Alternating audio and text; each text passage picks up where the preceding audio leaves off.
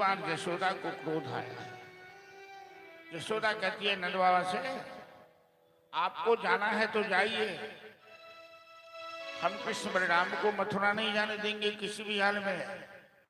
आपने सोच कैसे लिया?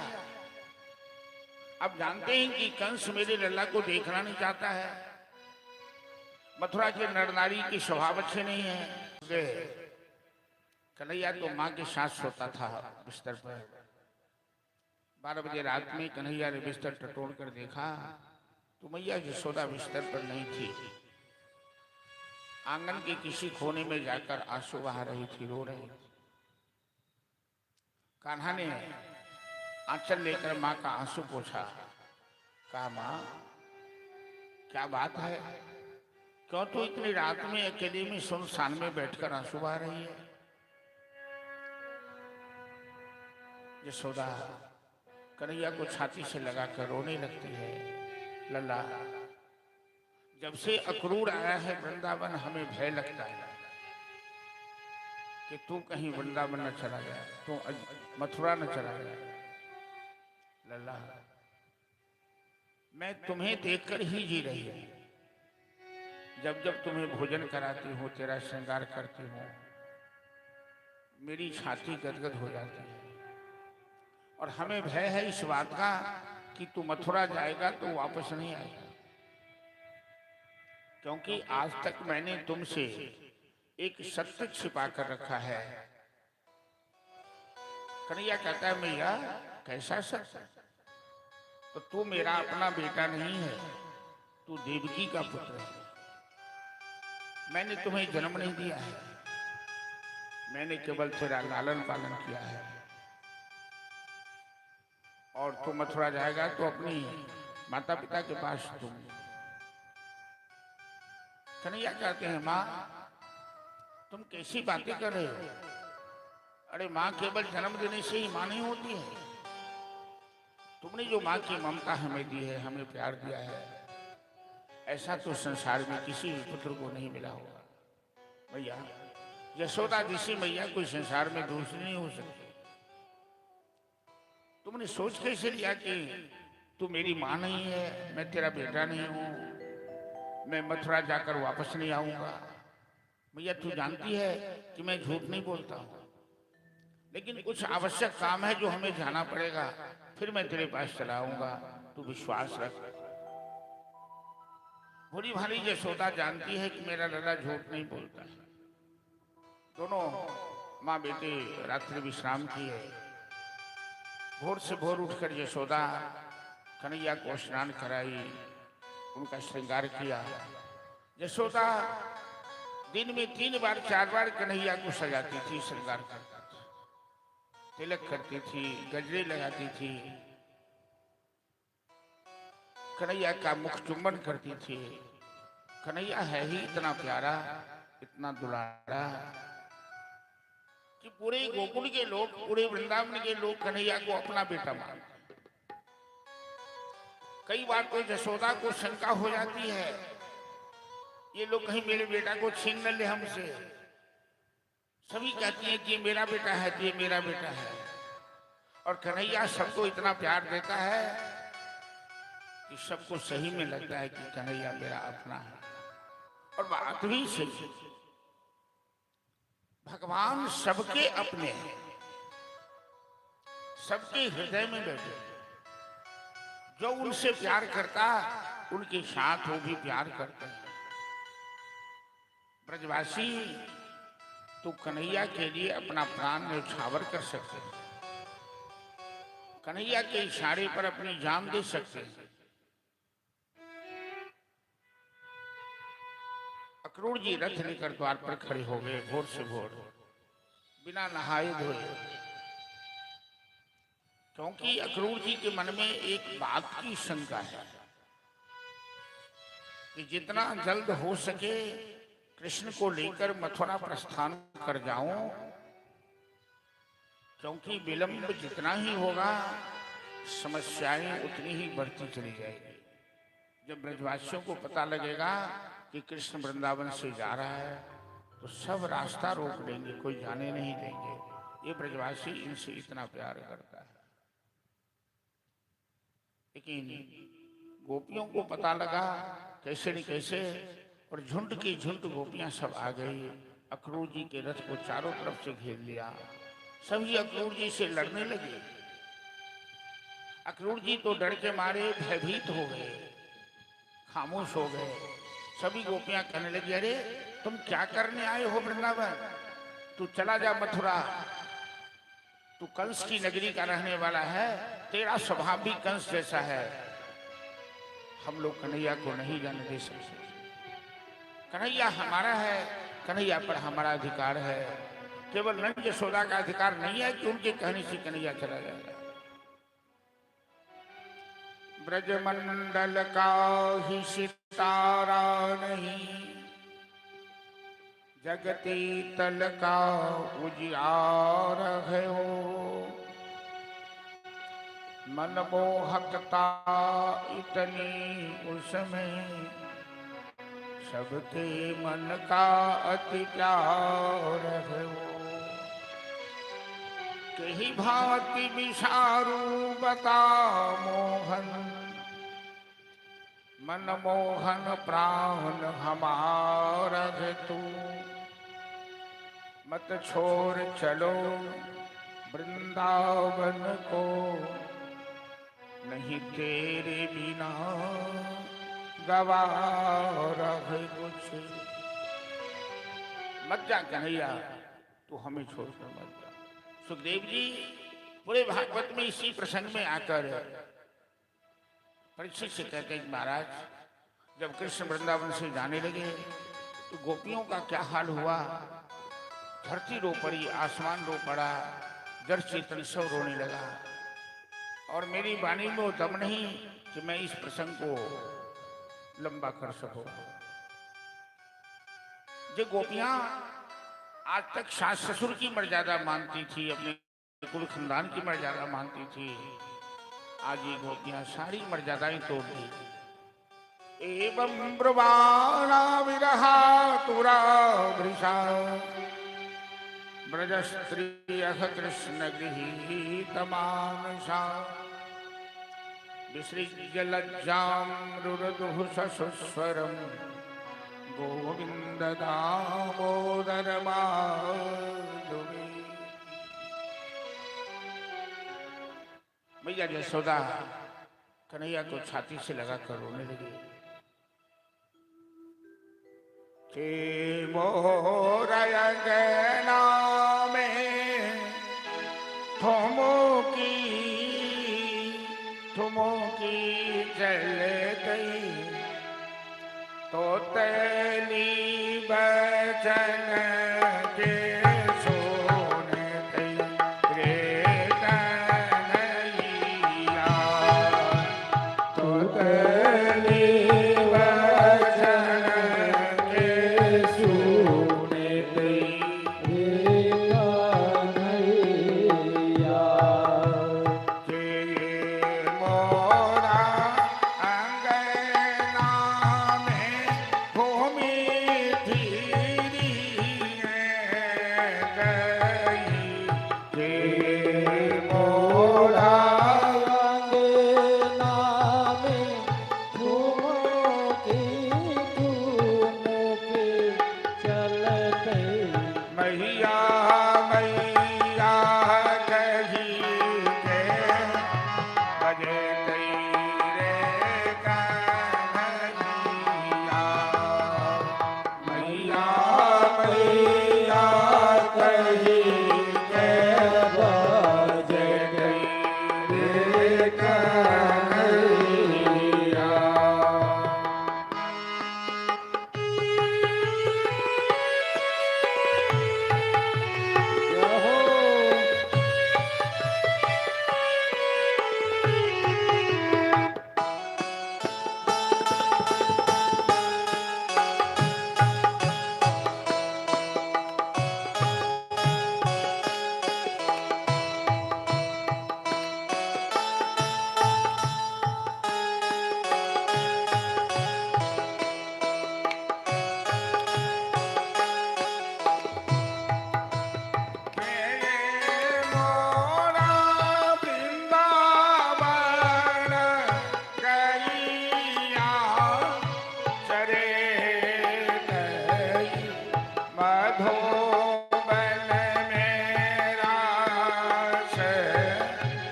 दई रे कन्हैया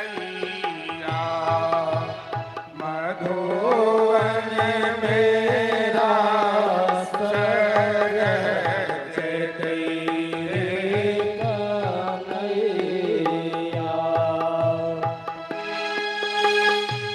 शेखरा कमल मुख निरखी भलैया ले माखन मिसरी लोटे लोटे दई रे कन्हैया माखन मिसरी लोटे लोटे दई रे कन्हैया आके मोरा अंगना में घूमी फिरी है कहीं के मोरा अंगना में घूमी फिरे की मैया मैया गली के बजे गई रे कन्हैया मैया मैया कही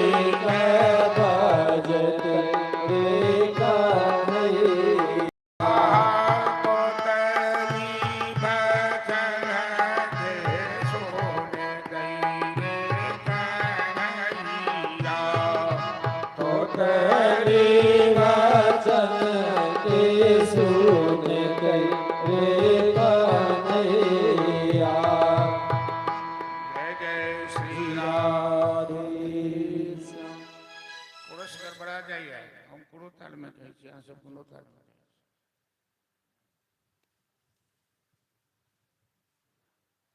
भगवान ने जोग माया भगवती का ध्यान किया सबके ध्यान को स्तंभित किया मैया राधा रानी सबसे अलग खड़ी थी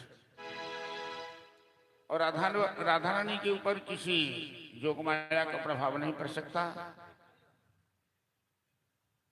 क्योंकि श्री राधे राधा स्वयं जोग माया की अधिष्ठात्री है। श्री राधे श्याम सुंदर ने कहा प्रिय राधे मैं वृंदावन से जा रहा हूं आपसे आदेश लेने आया हूं और बिना आपकी सहायता से मैं कोई लीला नहीं कर सकता।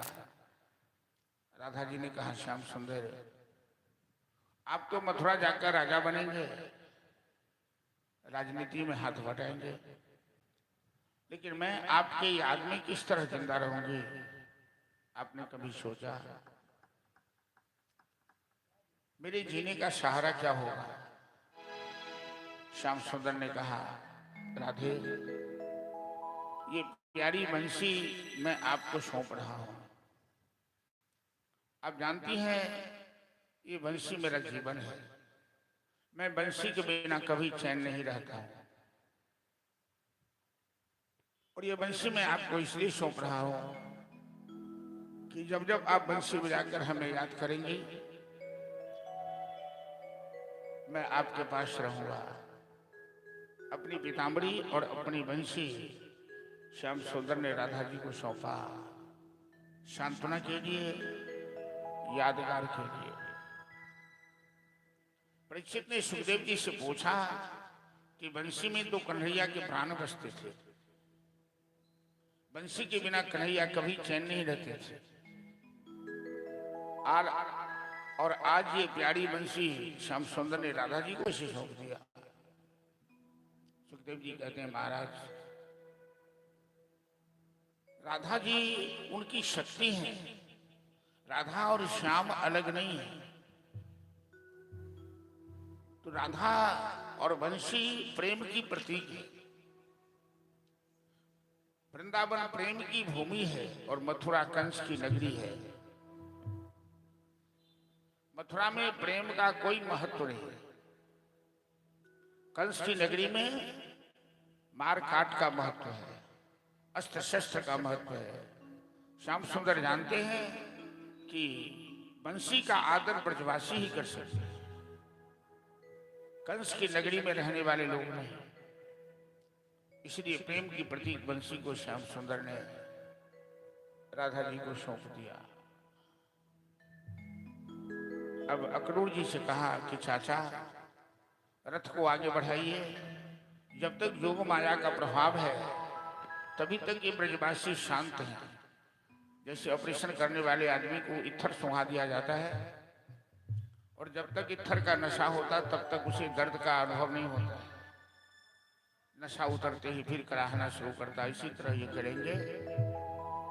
अक्रूर जी रथ को आगे बढ़ाए। वृंदावन की पावन धरती को हम लोग प्रणाम कर कथा को आगे बढ़ा रहे हैं और अक्रूर जी का रथ वृंदावन से मथुरा की ओर प्रस्थान किया।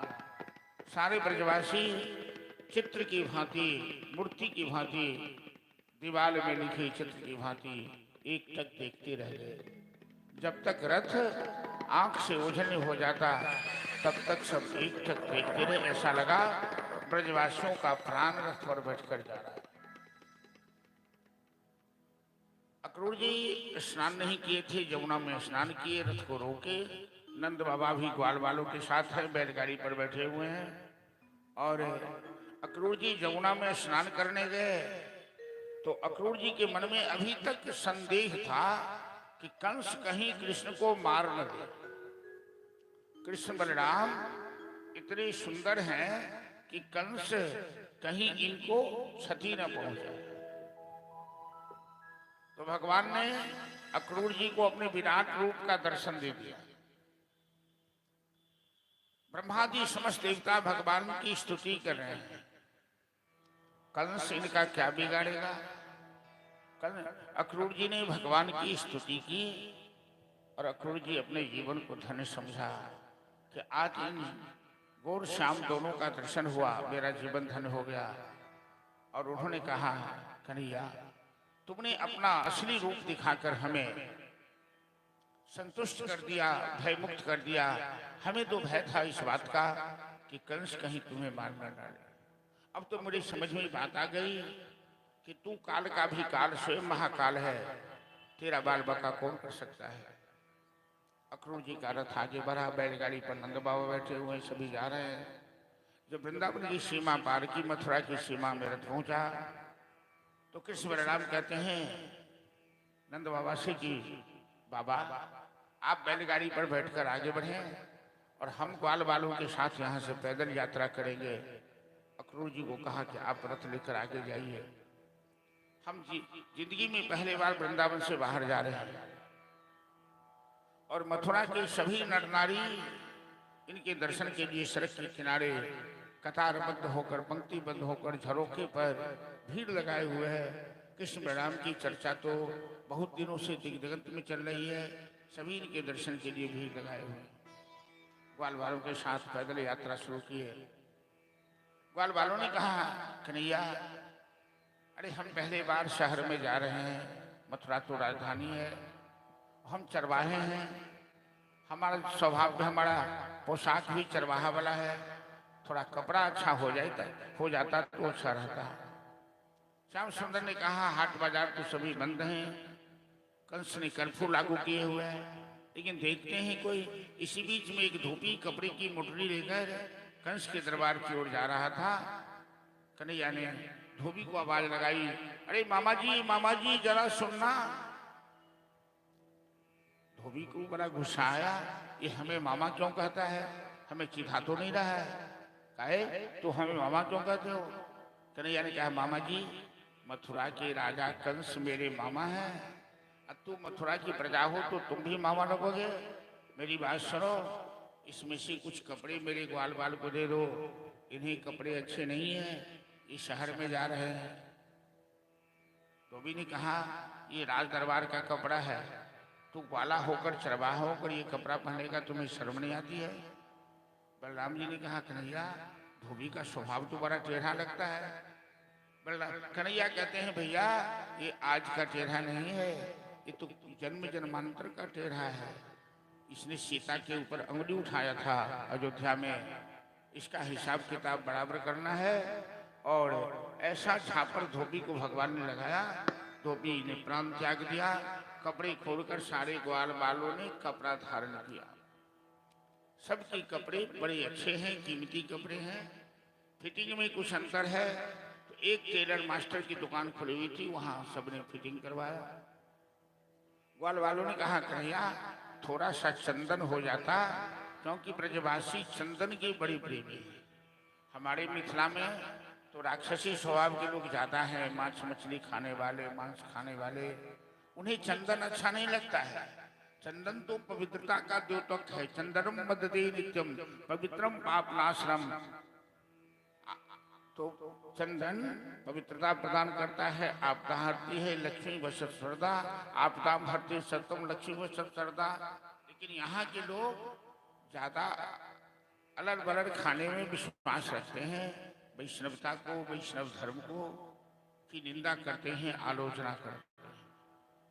चंदन के बिना कपार कभी नहीं रहना चाहिए। महिलाएं सबको बिंदिया लगाती है, पुरुष को किसी न किसी प्रकार का चंदन हमेशा रखना चाहिए। बिना चंदन के कपार में दरिद्रा आती है, और चंदन लगाने से दरिद्रा दूर होती है। इसी बीच में एक कुबड़ी सैंधरी नाम था, कंस के दरबार की दासी थी। उसके हाथ का चंदन बड़ा ही सुगंधित होता। वो चंदन लेकर जा रही थी। कन्हैया ने उस कुबड़ी को आवाज लगाया, अरे सुंदरी सुंदरी जरा सुनना तो। कुबड़ी ने मुड़ के देखा कि आज तक तो हमें किसी ने सुंदरी नहीं कहा, क्योंकि कुब्बड़ आदमी को देखकर लोग हंसते हैं, चिढ़ाते हैं, मजाक उड़ाते हैं। और ये व्यक्ति जो तीनों लोक में सबसे अधिक सुंदर स्वयं है, हमें सुंदरी कहता है। तो कुबड़ी लौट कर आई, श्याम सुंदर तुमने हमें सुंदरी कहा? अरे समाज में तो हमें देखकर लोग हंसते हैं, मजाक उड़ाते हैं। कहो मैं क्या सेवा करूं? करिया कहते हैं सुंदरी थोड़ा चंदन इसमें से दे दे मेरे ग्वाल वाल को, इन्हें चंदन चाहिए। कुबड़ी कहती है श्याम सुंदर मैं कंस के दरबार की दासी हूं, मेरे हाथ का चंदन कंस को बड़ा पसंद आता है, और मैं तुम्हें यदि चंदन दूंगी तो कंस हमें फांसी पर चढ़ा देगा। मैं जानती हूं कि कंस तुमसे जलता है, तुमसे द्वेष करता है, लेकिन हमें कंस भले ही फांसी पर चढ़ा दे, मैं तुम्हें चंदन अवश्य दूंगी। मैं अपने हाथ से चंदन लगाऊंगी। चंदन का लेप भी हमें अच्छी तरह करना आता है। इसी को कहते हैं प्रेम। वस्तु की कीमत नहीं है, भाव की कीमत होती है। प्रश्न वहां केवल चंदन का नहीं है। प्रश्न है कि कंस को पता लगेगा तो कंस उस कुबड़ी को फांसी दे देगा, लेकिन कुबड़ी बिना फांसी की परवाह किए चंदन कृष्ण के शरीर में लेपन किया और ग्वाल बालों को भी चंदन दिया। भगवान ने सोचा इसने अपनी जान की परवाह किए बिना हमें चंदन दिया है। भगवान का स्वभाव है लेते हैं कम और देते हैं ज्यादा। भले ही हम लोगों का हाथ कांपने लगे भगवान को देते समय। मैंने बहुत आदमी को देखा है जब भगवान पर कुछ चढ़ाना हो तो कभी कभी जेब से निकला हुआ, हाथ में निकला हुआ पैसा भी जेब में वापस चला जाता है। उन्हें ऐसा लगता है कि कहीं बेकार तो नहीं जा रहा है, ये पैसा रहेगा तो दूसरा काम आएगा। वो सोचना चाहिए कि भगवान को आपके जेब के विषय में नहीं मालूम है, आपके सब कुछ विषय में उन्हें मालूम है। वो तो देखते हैं कि कौन आदमी किस भाव से क्या दे रहा है, और वो लेते हैं थोड़ा, देते हैं ज्यादा। भगवान कभी किसी का रखते नहीं। वो सूद ब्याज के साथ गरीबों की सुनो, वो तुम्हारी सुनेगा। तुम 1 पैसा दोगे वो 10 लाख देगा। वो बड़ा उदार है, वो बहुत देता है। उसको सच्चे दिल से समर्पित करके तो देखो। कुबड़ी ने केवल चंदन दी, भगवान ने कुबड़ी का हाथ पकड़ा, ठुड्डी पकड़ी, एक बार झटका मारा और उसकी कुबड़ टूट गई और वो सीधा सपट्टा वस्तुतः सुंदरी बन गई। कुबड़ी कहती है श्याम सुंदर अब तक तो कोई हमारी ओर दृष्टिपात भी नहीं करता था, और तुमने हमें सुंदर बना दिया है। तो अब तो लोगों की नजर मेरी तरफ आएगी, तो तुम मेरे मेहमान बन जाओ, मेरे घर आ जाओ, और यदि मैं तेरा सत्कार कर लूंगी तो मेरा जीवन धन्य हो जाएगा। भक्तवत्सल भगवान ने कहा ठीक है, मैं तेरे घर आऊंगा, लेकिन पहले जिस काम से मथुरा आया हूं, कंस का वध करना है, अपने माता पिता को कारागार से मुक्त करना है, फिर मैं तेरे पास आऊंगा। इस तरह से कुबड़ी पर भगवान ने कृपा की। यज्ञशाला के अंदर मुख्य द्वार पर जब प्रवेश करने लगे तो कंस ने कृष्ण को मारने के लिए अच्छा इंतजाम कर रखा था, जो किसी को मालूम नहीं। एक कुंवरिया पीर हाथी है, बड़ा बलवान, 10,000 हाथी के बराबर उसके अंदर ताकत है। जैसे मुख्य द्वार से गेट से प्रवेश करने लगे, हाथी ने कृष्ण को पकड़ लिया शोर से, क्योंकि हाथी को पहले से ही सिखा कर रखा गया था। महाबली जो बैठा इशारा किया, ग्वाल बाल सब घबरा गए। कन्हैया कहते हैं अरे कोई मत घबराओ, देखो तुम लोग केवल तमाशा क्या क्या होता है। हाथी के साथ भगवान कृष्ण की कुश्ती हुई, युद्ध हुआ, कभी हाथी खींचे कभी हाथी को खींचे। अंत में हाथी का सूर पकड़ के ऐसा झटका दिया, हाथी धराशायी हुआ और एक ही मुष्टिक प्रहार से हाथी ने भी अपना दम तोड़ दिया। दोनों भाई हाथी के दांत उखाड़कर यज्ञशाला में प्रवेश करे। कंस के पास एक धनुष था, जो प्रमाण था, ज्योतिषियों ने भविष्यवाणी की थी कि जो धनुष तोड़ेगा वही कंस को मारेगा। इसलिए कंस उस धनुष की रखवाली के लिए बड़े बड़े बलवान को लगा रखा था। कृष्ण बलराम ने वो हाथी का दांत लेकर उन राक्षसों को वहां से खदेड़ा मारकर भगाया, और कृष्ण ने उस धनुष को तोड़कर 2 टुकड़े कर दोनों तरफ फेंका। हाहाकार मच गया। मथुरावासी को आश्चर्य लगने लगा, क्या यही बालक कंस को मारेगा? धनुष तोड़ने वाला ही कंस का शत्रु होगा? सभी को आश्चर्य लगा। कृष्ण बलराम दर्शक दीघा में गए, जहां नंद बाबा बैठे हुए थे, और नंद बाबा के बगल में जाकर ग्वाल वालों के साथ बैठ गए। कंस कुश्ती का बड़ा शौकीन था। मुष्टिक और चाणूर 2 पहलवान हैं जो बड़े मल्ल हैं। आज तक मुष्टिक चाणूर कुश्ती में किसी से हारा नहीं। दोनों लंगोटे बांधकर पैतरेबाजी कर रहे थे। कंस सिंहासन पर बैठा हुआ है, नंद बाबा दर्शक दीघा में बैठे हुए हैं। मुष्टिक ने बलराम का हाथ पकड़ा, चाणूर ने कृष्ण का हाथ पकड़ा और अखाड़े में खींच लिया। कहा तुम दोनों भाई, हम दोनों से कुश्ती लड़ो। कृष्ण कहते हैं कि अरे तुम्हें शर्म नहीं आती? तू हाथी जैसा मोटा तगड़ा बच्चे से कुश्ती लड़ेगा? मुष्टिक चाणूर कहता है कि आज तक हमें किसी ने हराया नहीं, और मैंने सुना है कि तूने बड़े बड़े पहलवानों को पछाड़ा है, तो आज हमसे कुश्ती लड़ो। कन्हैया कहते हैं जब तुमने सुना है कि मैंने बड़े बड़े को पछाड़ा है, तो क्या तुम्हें छोड़ दूंगा या तुम्हें भी पछाड़ूंगा? नंद बाबा घबरा गए। नंद बाबा को अब असलियत का पता लगा कि कंस ने मेरे लल्ला को क्यों बुलाया है हमें यहाँ।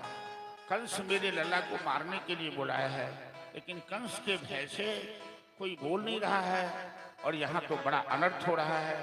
ये छोटा सा बच्चा इतने बड़े बलवान पहलवान से कुश्ती लड़ेगा।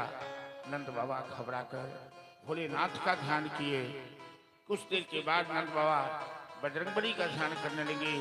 हे हनुमान जी, हे बजरंगबली, हम 11 मन मोतीचूर का लड्डू आपको चढ़ाएंगे, लेकिन मेरे लल्ला को शक्ति देना ताकि ये पहलवान मेरे लल्ला को मार न सके। इस तरह से आंखें मूंद कर नंद बाबा हनुमान जी का ध्यान कर रहे हैं। हम लोग राम जानकी मंदिर में बैठे हैं, हनुमान जी का मंदिर भी सामने है। और आज अंतिम दिवस की कथा है। एक बजरंगबली का भजन भी हम लोग यहाँ प्रतिपाला रखवाला ये है लाल लंगोटी वाला। प्रतिपाला रखवाला ये लाल लंगोटी वाला।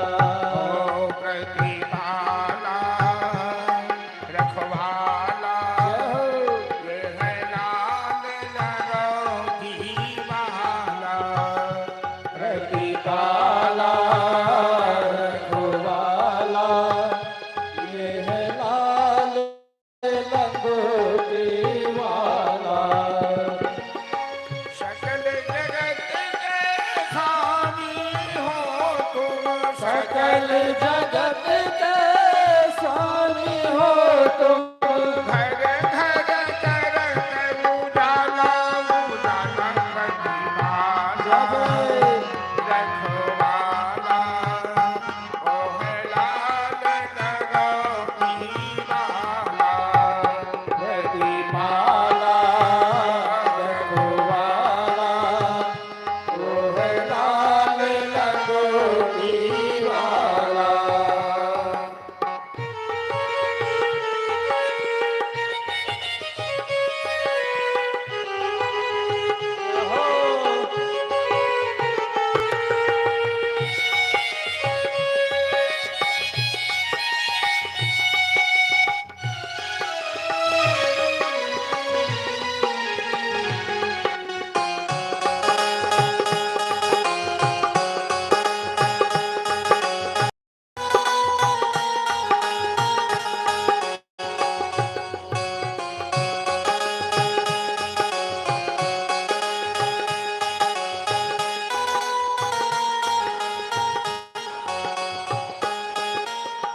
नित दिन ध्यान धरे जो तेरा।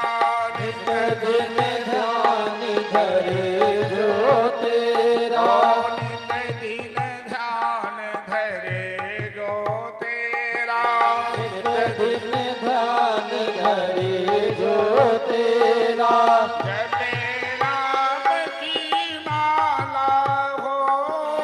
जपे राम की माला हो। धूप दीप नैवेद्य चढ़ावे। धूप दीप नैवेद्य चढ़ावे। परे न जम का पाला पाला। प्रतिपाला रखवाला ओ है लाल लंगोटी वाला। प्रतिपाला रखवाला वो है लाल लंगोटी वाला।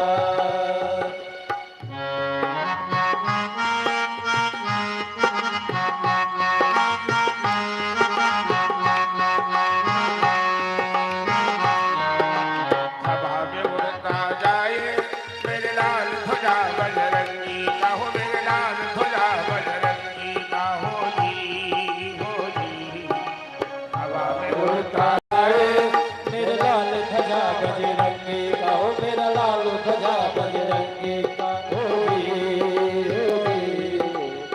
लाल गजिया लाल लगाता लाल गदा बर भारी हो। लाल गदा बर भारी। लाल दहिया लाल लगोटा लाल गदा बर भारी हो। लाल गदा बर भारी सभा में उड़ता है मेरे लाल ध्वजा बजरंगी का हो। मेरे लाल ध्वजा बजरंगी का हो जी हो जी। सभा में उड़ता जाए मेरा लाल ध्वजा बजरंगी का हो। मेरा लाल ध्वजा बजरंगी होगी होगी। प्रतिपाला रखवाला ओ है लाल लंगोटी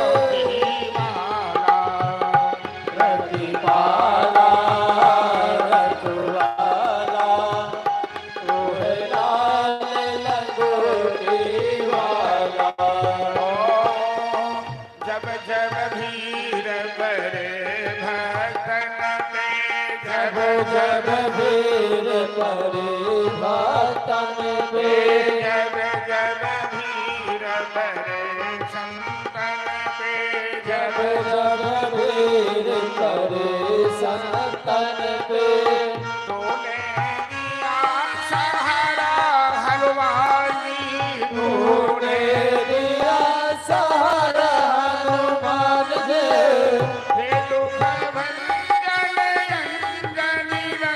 नंदन हे दुख भंजन अंजनी नंदन तूने गजब कर डाला दानव प्रतिभाला रखवाला तोहे लाल लगाओ दीवाला प्रतिभाला बाला रखवाला कोहलाल लंगोटी वाला और वीर बजरंग बली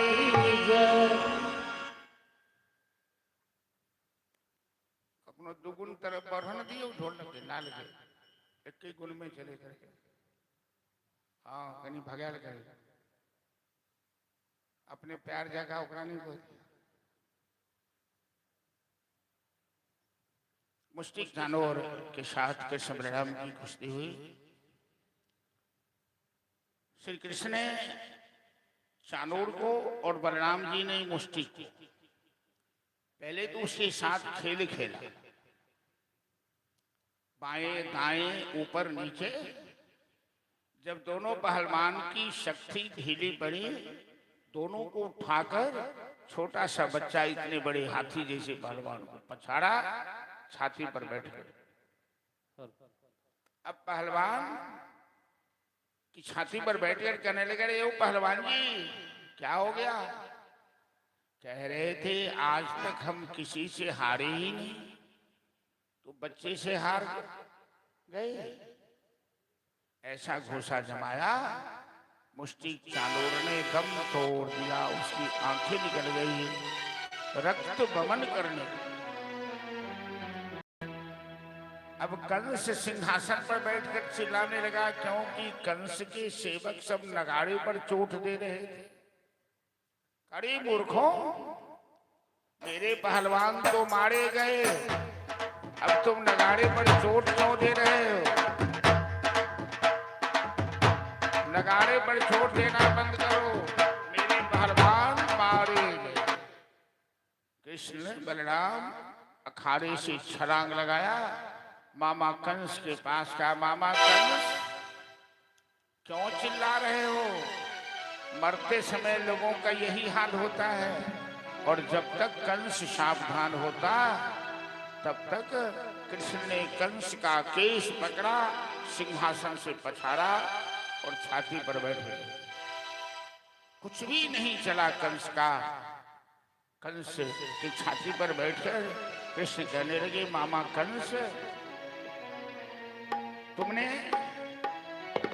हमें मारने का कोई कसर छोड़ा नहीं बहुत प्रयास किया लेकिन मेरा बाल बाका तो तू नहीं कर पाया अब तुम मरने के लिए तैयार हो जाओ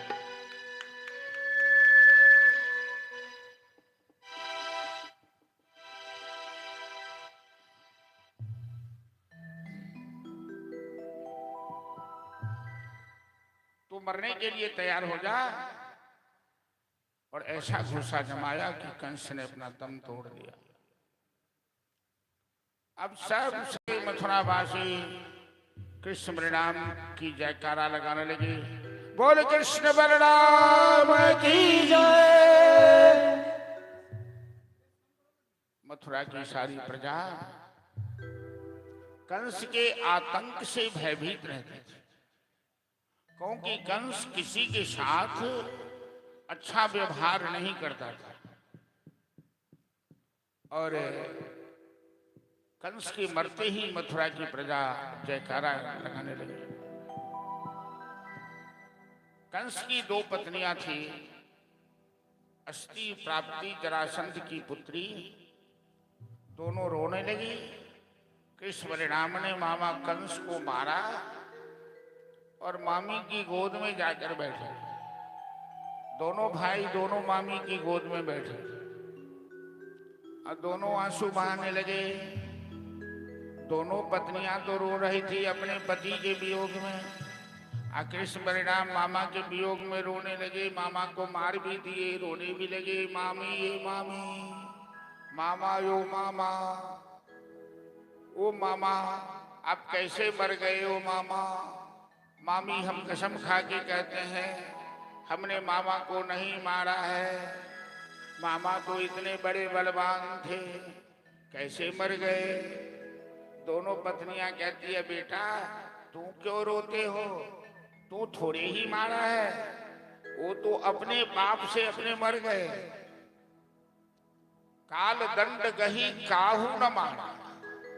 भगवान कभी अपने हाथ से लाठी लेकर किसी को मारते नहीं है, जिनको मारना चाहते हैं उसकी बुद्धि हर लेते हैं, उसका विवेक हर लेते हैं। और वो काल न मारही दंड गही हरे बल बुद्धि विचार, देहि कुपंथ चढ़ाए। तो ऐसे ही संसार में चल रहा है कि करते हो तुम कन्हैया मेरा नाम हो रहा है। सब कुछ तो भगवान स्वयं करते हैं, एक पत्ता भी उनकी मर्जी के बिना हिलता नहीं। लेकिन लोगों को लगता है कि हम ऐसा कर रहे हैं तो हम ऐसा कर रहे हैं, हम ऐसा बलवान हैं तो हम ऐसा गुणवान हैं। प्रभु आपकी कृपा से, उनकी कृपा से सब काम हो रहा है। प्रभु आपकी कृपा से सब काम चल रहा है। प्रभु आपकी कृपा से सब काम चल रहा है। करते हो तुम कन्हैया, करते हो तुम कन्हैया, मेरा नाम हो रहा है। प्रभु आपकी कृपा से सब काम हो रहा है। प्रभु आपकी कृपा से सब काम हो रहा है।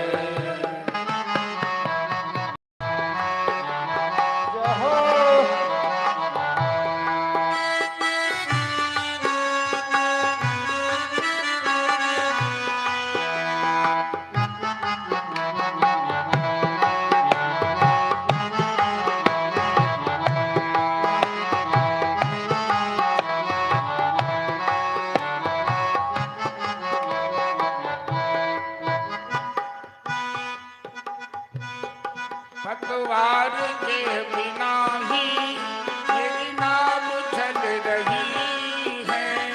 पतवार के बिना ही मेरी नाव चल रही है। पतवार के बिना ही मेरी नाव चल रही है। पतवार के बिना ही मेरी नाव चल रही है। हैरान है जमाना, हैरान है जमाना, मंजिल भी मिल गई करता नहीं मैं कुछ भी, करता नहीं मैं कुछ भी, सब काम चल रहा है। करता नहीं मैं कुछ भी, सब काम चल रहा है। प्रभु आपकी कृपा से सब काम हो रहा है। मेरा आपकी कृपा से सब काम हो रहा है। जहो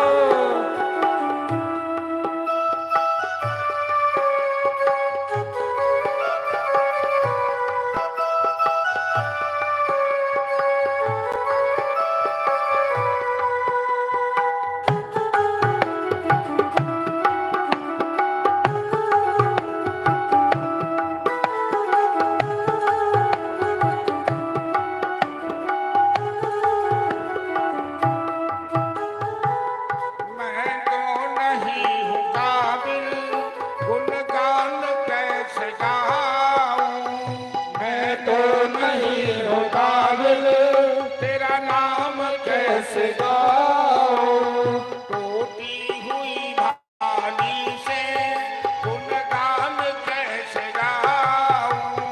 टूटी हुई वाणी से गुणगान कैसे गाऊं।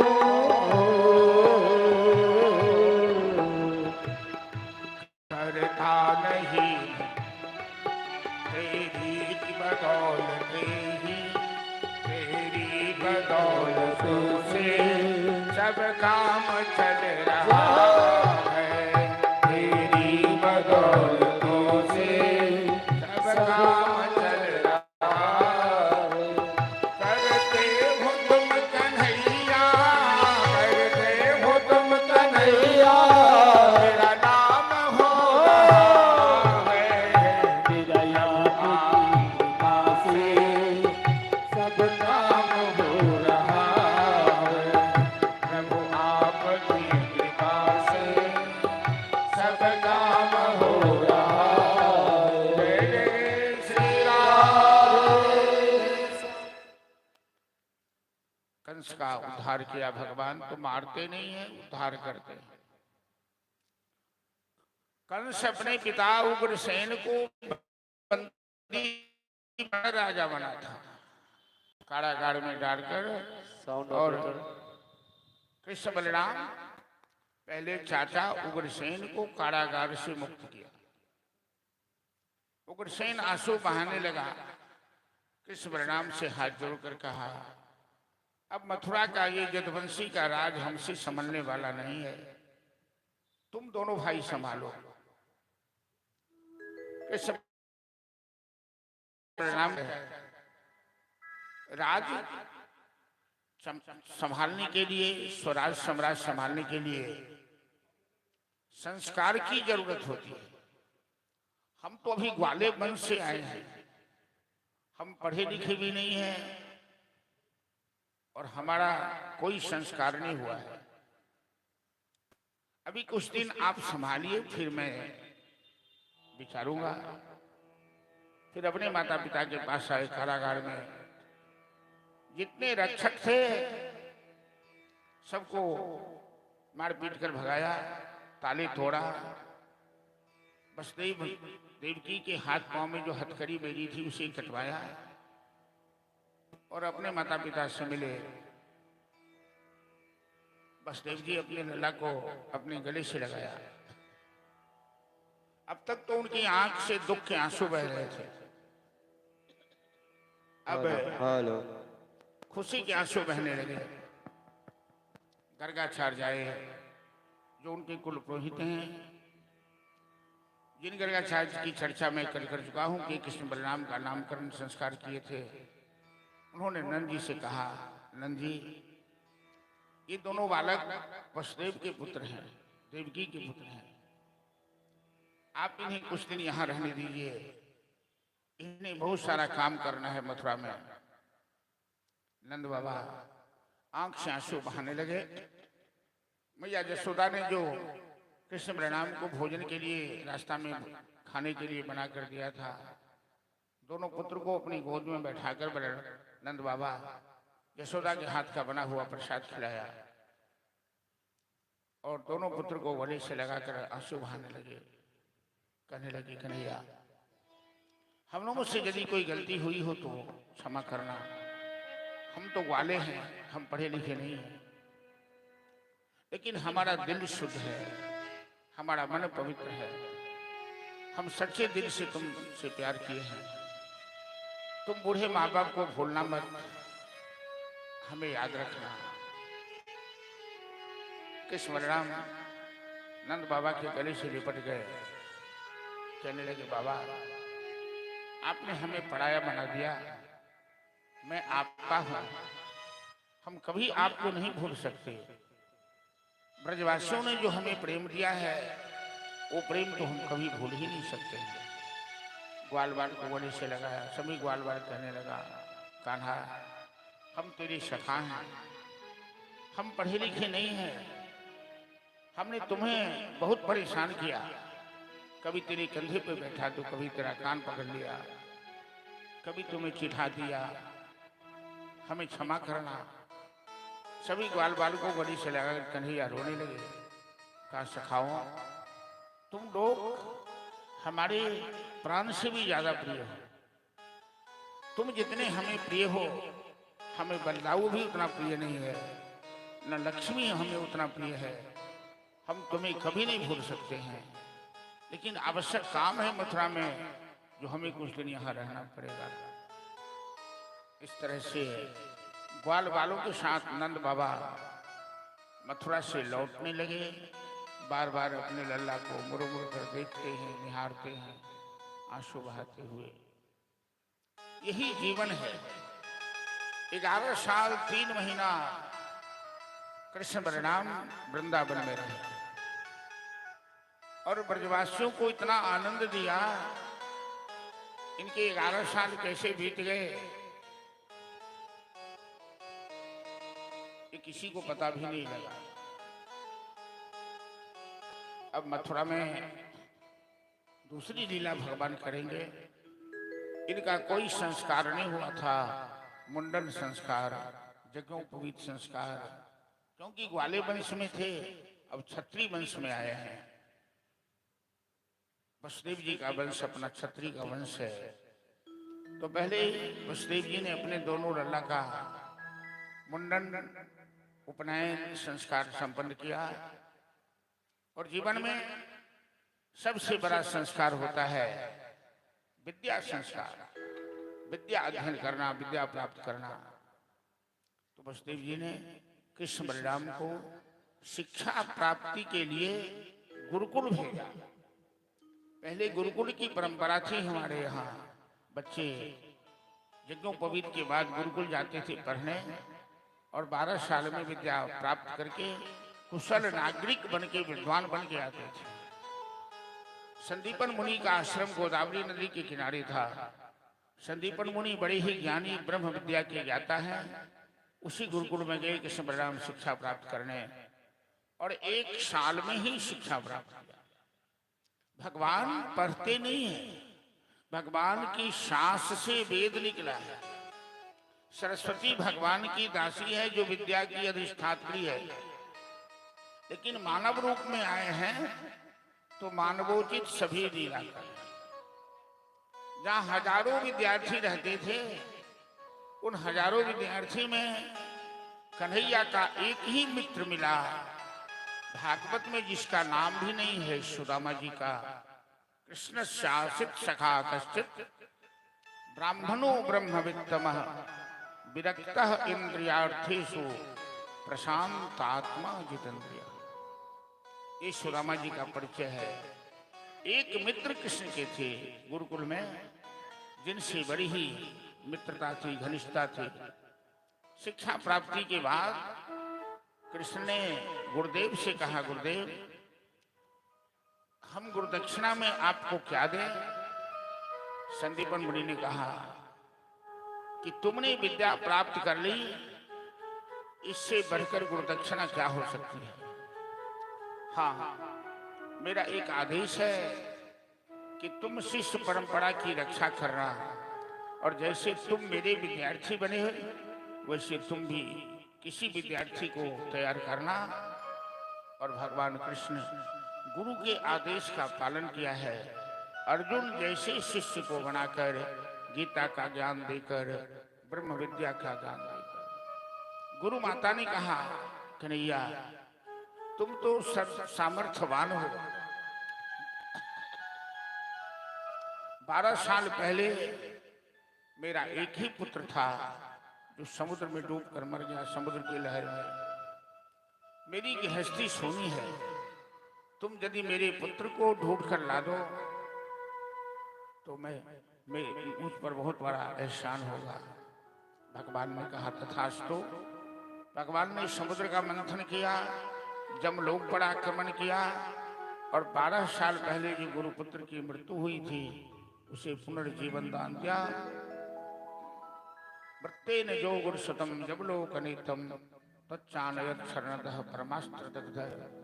गुरु माता को गुरुपुत्र वापस किया। गुरु और गुरु माता ने बहुत बहुत आशीर्वाद दिया। गुरुकुल से शिक्षा प्राप्त कर श्याम सुंदर आए मथुरा। अब उग्रसेन ने कहा, कन्हैया ये यदुवंशी का राज तुम संभालो, हमसे संभलने वाला मैं बुढ़ापा में आ गया हूँ, मैं भजन करूंगा। कृष्ण अब यदुवंशियों की सम्राट बने, राजा बने, मथुरा के राजा बने और कवच कुंडल धारण किया, सिंहासन पर बैठा, अस्त्र शस्त्र भी पकड़ा। अब मगध का राजा है जरासंध। जरासंध का दामाद था कंस।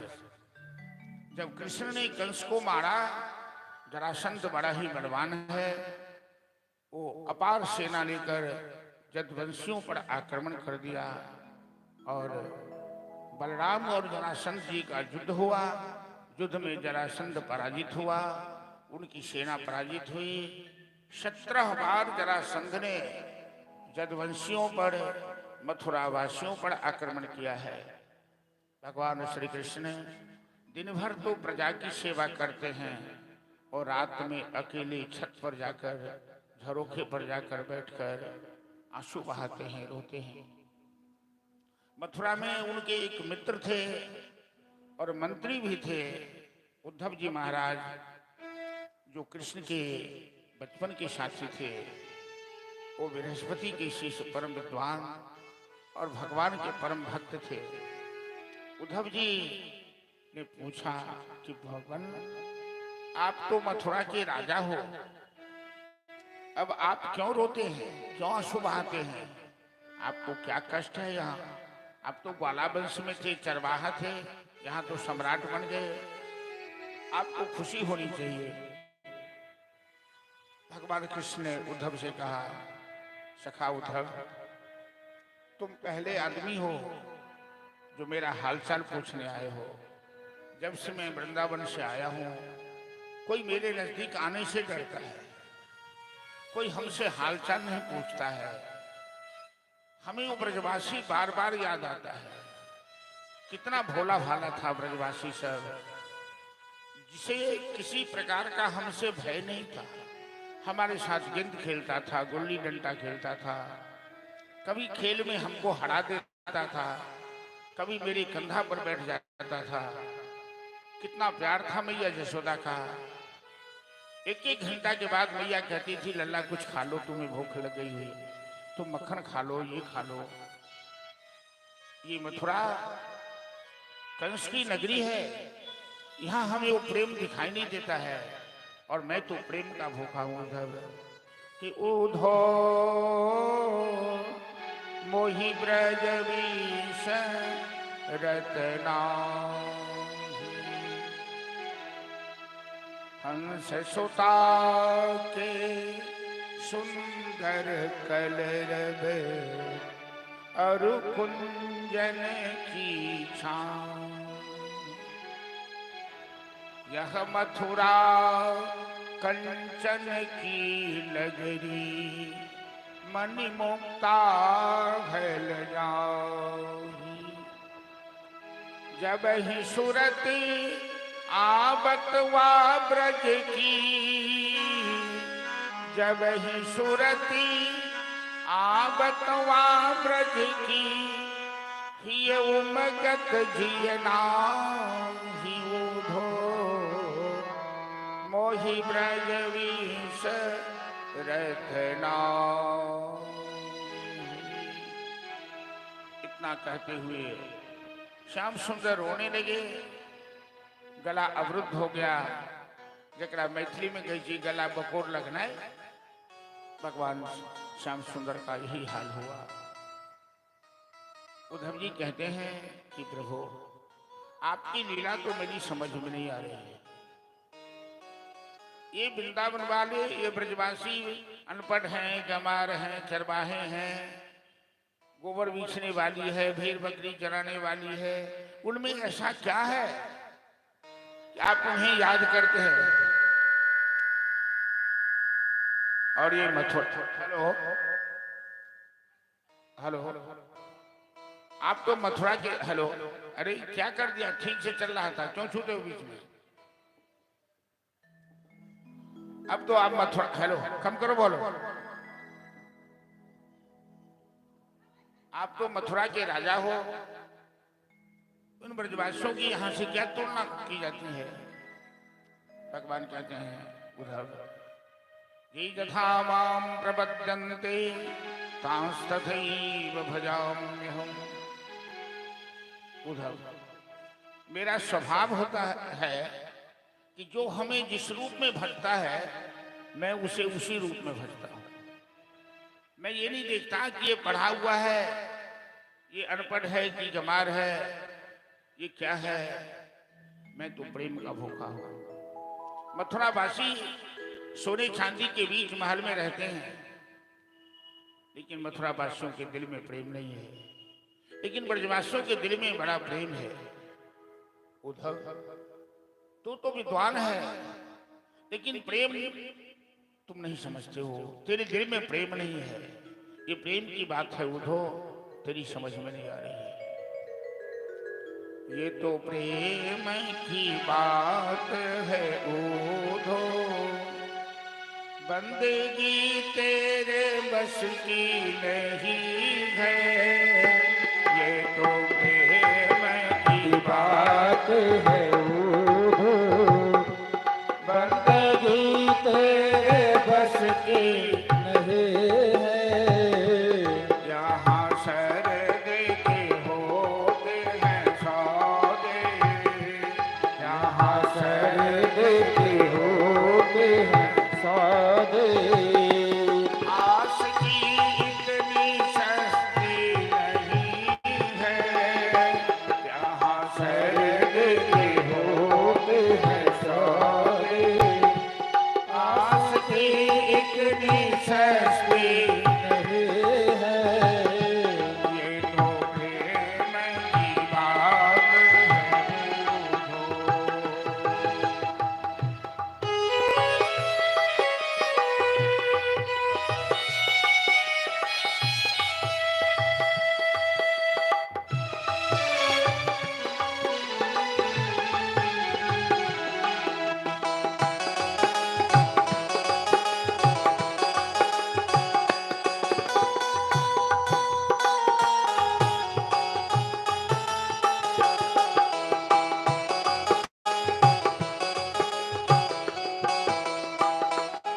प्रेम वालों ने जब वक्त पूछा, उसकी पूजा में सुन लो है उद्धव। प्रेम वालों ने कब वक्त पूछा, उनकी पूजा में सुन लो ये उद्धव। उसकी पूजा में सुन लो ये उद्धव। उसकी पूजा में सुन लो ये उद्धव।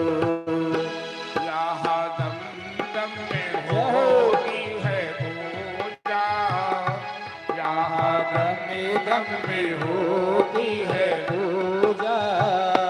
सर झुकाने की फुर्सत नहीं है।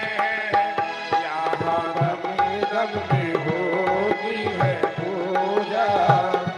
सर झुकाने की फुर्सत नहीं। ये तो प्रेम की बात है उद्धव।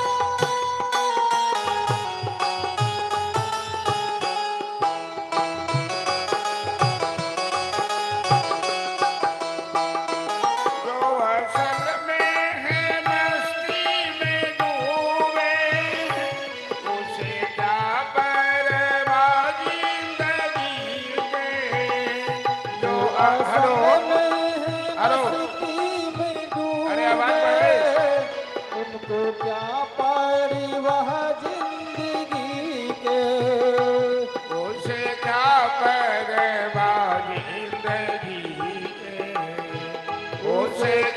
परवाह जिंदगी से जो उतरती है मस्ती, जो करती है चढ़ती है मस्ती वो हकीकत में मस्ती नहीं है, ये तो प्रेम की बात है।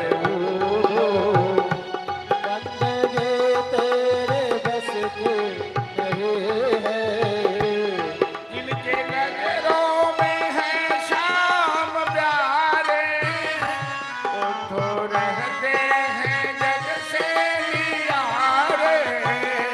जिनके नजरों में है स्वामी प्यारे वो तो रहते हैं जग से नियारे वो तो रहते हैं जग से निरारे, वो तो रहते हैं जग से नियारे जिनकी नजरों में मोहन समाए, जिनकी नजरों में मोहन समाए वो हकीकत में मस्ती नहीं है, ये तो प्रेम की बात है। बंदगी तेरे बस की नहीं है यहाँ सरदे के होते हैं सौदे, यहाँ सरदे के होते हैं सौदे। जय जय श्री राम। भगवान ने सोचा उद्धव जी को इस बात से आश्चर्य लग रहा है कि राजा होकर उन ग्वाल वालों को, ब्रजवासियों को कैसे याद कर रहे हैं। भगवान की नजर में न कोई राजा है, न कोई रंग है, न कोई जात है। उनकी नजर में एक ही चीज का महत्व होता है जो प्रेम कहलाता है। तो उद्धव जी को समझाना उनकी बस की बात नहीं है। विद्वान है लेकिन प्रेम की भाषा उद्धव की समझ में नहीं आया। तो कहा कि तुम वृंदावन जाओ, ब्रजवासियों को समझा देना, और यदि ब्रजवासी हमें याद करना छोड़ दे तो मैं भी ब्रजवासियों को याद करना छोड़ दूं। दोनों मित्र रात भर जगकर पत्र लिखने लगे, लेकिन पत्र लिखाया नहीं, कोरा कागज कोरा ही रहा। भगवान ने कहा मौखिक ही जो तुम्हें लगे, नंद बाबा से, मैया जसोदा से, ग्वाल वालों से, राधा ललिता विशाखा जितनी भी गोपियां हैं उन्हें समझा देना। उद्धव जी को पीताम्बरी दे दिया पहचान के लिए, और उद्धव जी मथुरा से वृंदावन प्रस्थान। ग्वाल बाल जो इनके मित्र थे सब दिन रास्ता पर आकर बैठकर इंतजार करते थे, यह सोचकर इसी रास्ते से कन्हैया गया है, और कन्हैया बोल के गया था कि हम परसों वापस आ जाएंगे। महीनों बीत गए, कन्हैया वापस नहीं आया।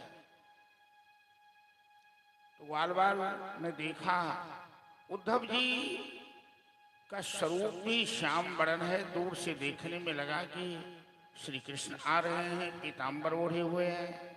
तम वीक्ष कृष्णानुचर, कृष्ण की शाखा को देखकर ग्वाल बाल उछलने लगे। जब रथ नजदीक आया तो सब मनहूस हो गए। उद्धव जी ने ग्वाल बालों से पूछा कि बच्चे, हमें नंद महल में जाना है, रास्ता बताइए।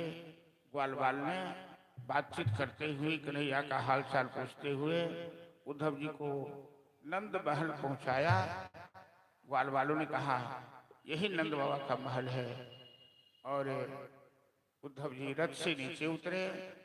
जैसे ही वृंदावन की पावन धरती पर उद्धव जी ने अपना चरण रखा, इनके अंदर जो ज्ञान का अभिमान था, ज्ञान का घमंड था, वो दूर हो गया। नंद यशोदा बुढ़ापे में आपस में उलझ रहे थे, झगड़ रहे थे। यशोदा मैया नंद बाबा पर दोषारोपण कर रही थी। नंद बाबा यशोदा मैया पर दोषारोपण कर रहे थे कि तुम्हारे कारण कन्हैया चला गया, तो तुम्हारे कारण कन्हैया चला गया। उद्धव जी नंद यशोदा को प्रणाम करते हैं, अपना परिचय देते हैं और उद्धव जी का परिचय पाकर नंद बाबा की आंख से आंसू बहने लगते। उन्होंने अपने कन्हैया का, अपने कान्हा का हालचाल पूछा कि अपि स्मरति नः कृष्णः मातरं सुहृदः सखिन् गोपान् व्रजं चात्मानाथं गावो वृंदावनम्। नंद बाबा कहते हैं उद्धव जी, कन्हैया कभी अपने बूढ़े माँ बाप को याद करता है, कभी ब्रजवासियों को याद करता है। यहाँ तो इतना प्रेम करता था, मथुरा जाकर भूल गया। हम बुढ़ापे में हमें ऐसे ही छोड़ दिया, अनाथ बना दिया। उद्धव जी विद्वान हैं, उन्होंने अच्छी तरह से समझाया कि आप लोगों को बहुत याद करते हैं। आप लोगों की याद में श्याम सुंदर कभी भरपेट तो भोजन भी नहीं। प्रातःकाल गोपियों को पता लगा, पहले उद्धव जी ब्राह्म मुहूर्त में जगकर भगवान का ध्यान कर रहे थे, तब तक गोपी सब यमुना स्नान करके घड़ा में पानी लेकर और कीर्तन करती हुई नंद महल की ओर आ रही है, क्योंकि प्रतिदिन ये गोपियां सवेर से सवेरे यमुना स्नान कर नंद महल में आकर नंद यशोदा को प्रणाम कर आशीर्वाद लेते हैं, फिर अपने अपने घर जाते हैं। और गोपियों ने अपने जीने का एक सहारा बना लिया है, महामंत्र का सहारा ले लिया है। महामंत्र का कीर्तन करती है, महामंत्र का जाप करती हुई यमुना से आ रही है। उद्धव जी आंखें मूंदकर निराकार ब्रह्म का चिंतन कर रहे थे। इन गोपियों का कीर्तन सुनकर उद्धव जी का ज्ञान, उद्धव जी का ध्यान कहाँ भंग हो गया पता ही नहीं लगा।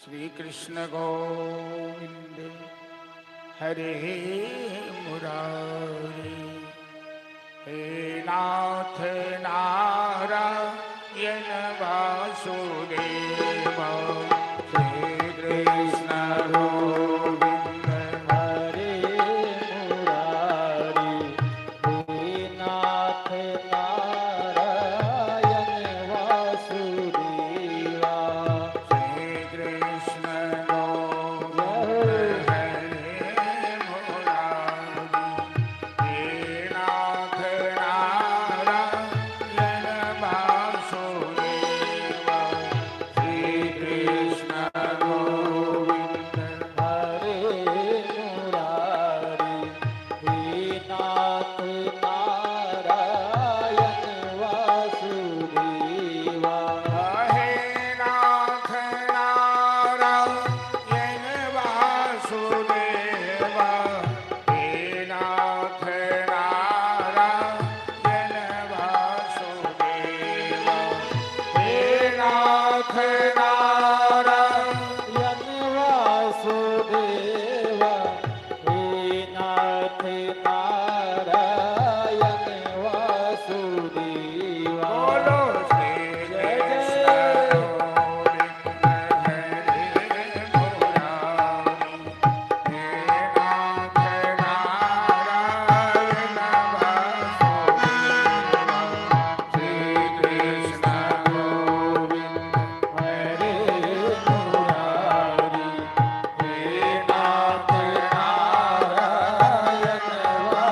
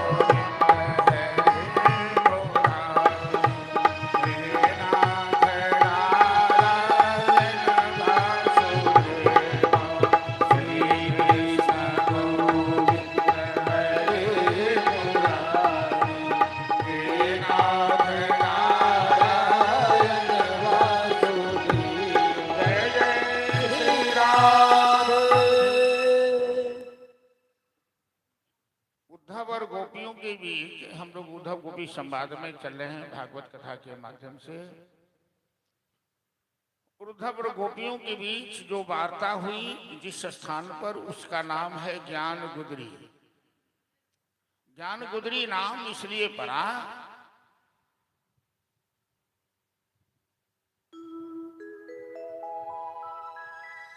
कि उद्धव जी जैसे ज्ञानी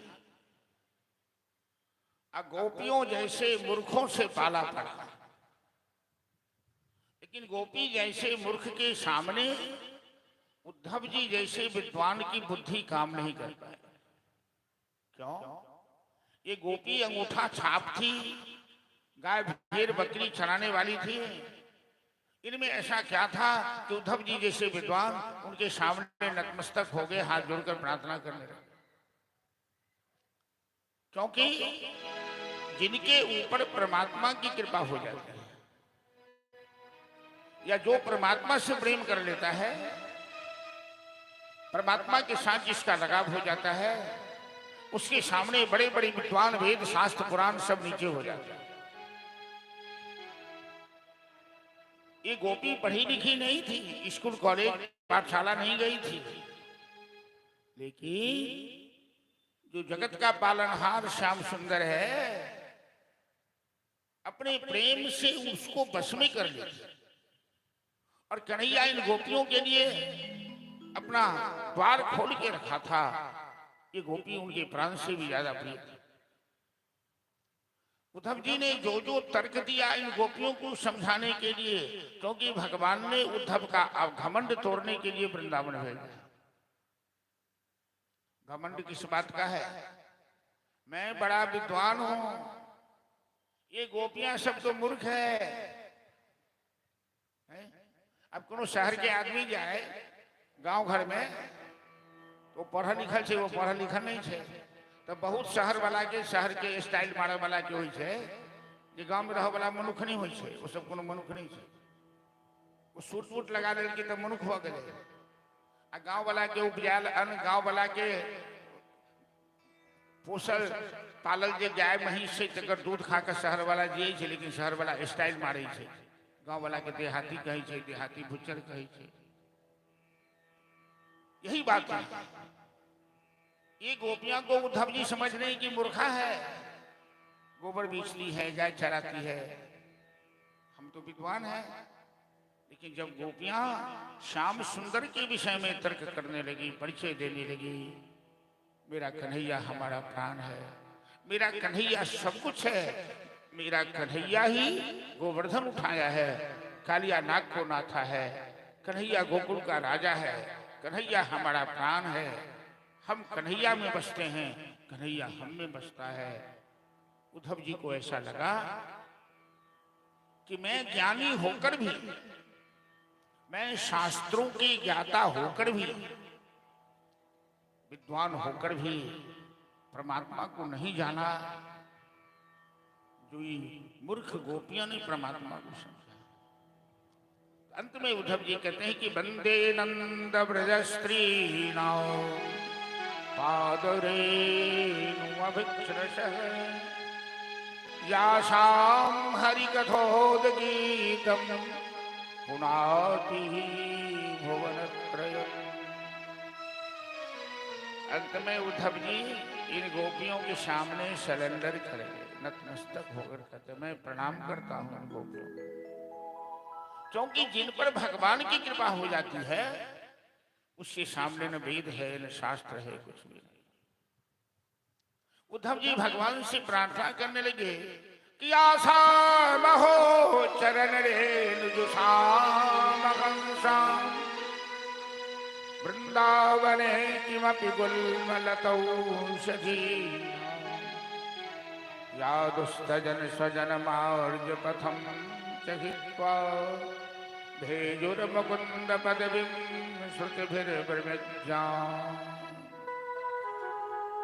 मुसलमान कवि रसखान ने इसी श्लोक का अनुवाद किया है ब्रज भाषा में कि मानुष हो तो वह रसखान, बसो ब्रज गोकुल गांव ठिकारन, जो पशु हो तो छरेन करो नित नंद के धेनु मजा।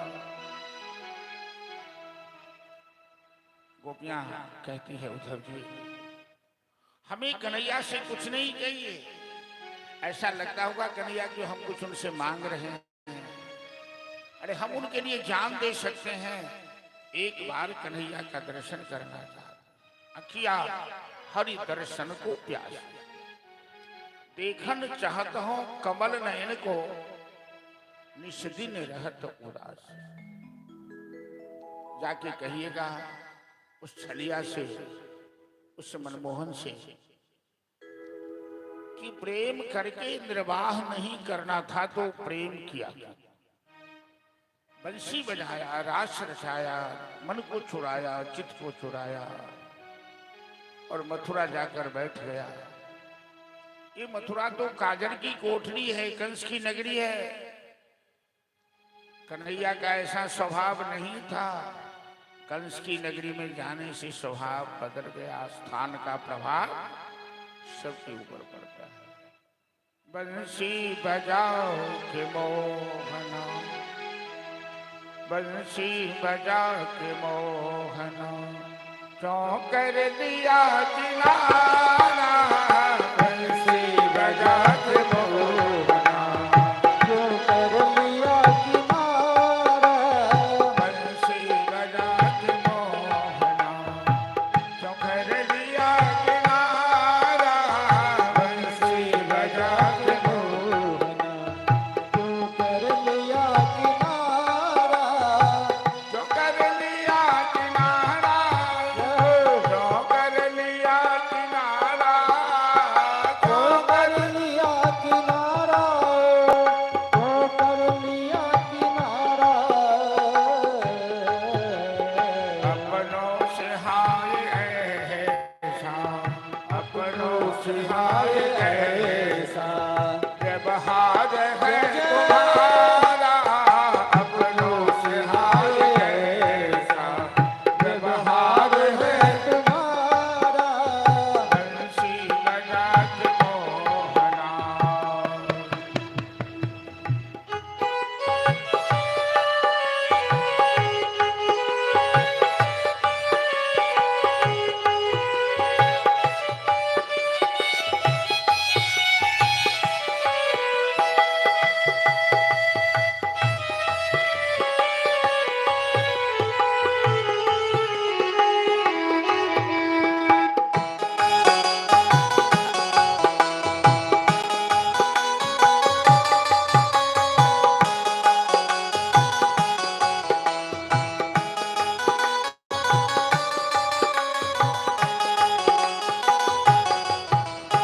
मधुबन तुम ही बताओ, मेरा श्याम कहाँ गया है।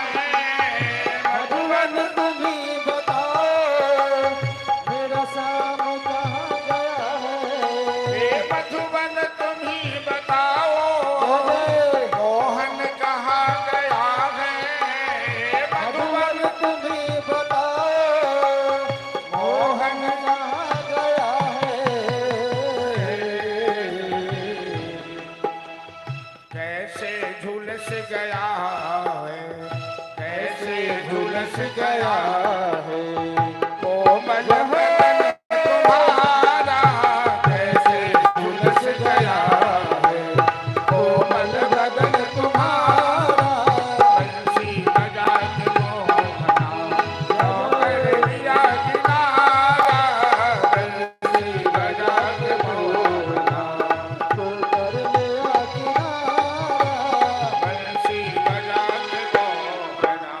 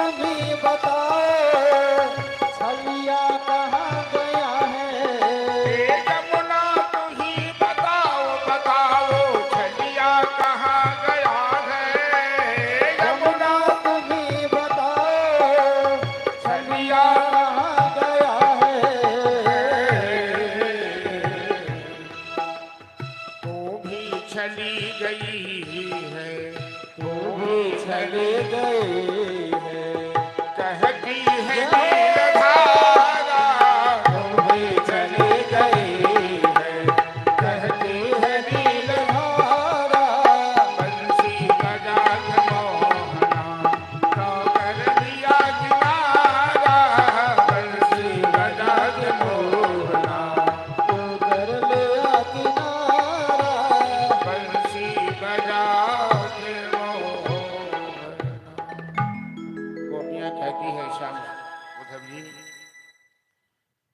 श्याम सुंदर अच्छा नहीं किया, प्रेम करके मझधार में डूबने के लिए हमें छोड़ दिया। परसों कहीं आवन श्याम गए, पर बीत गए कितने परसों।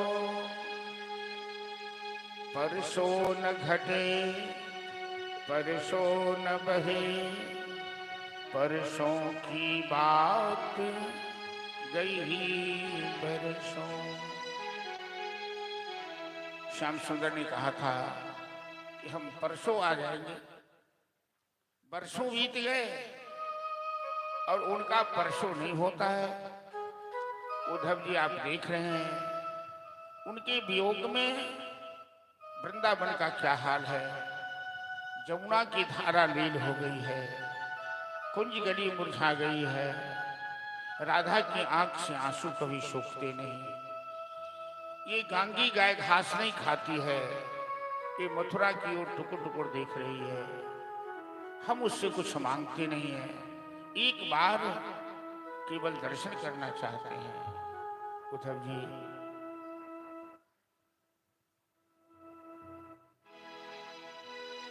कि आघे आघे उठो हरि बीनु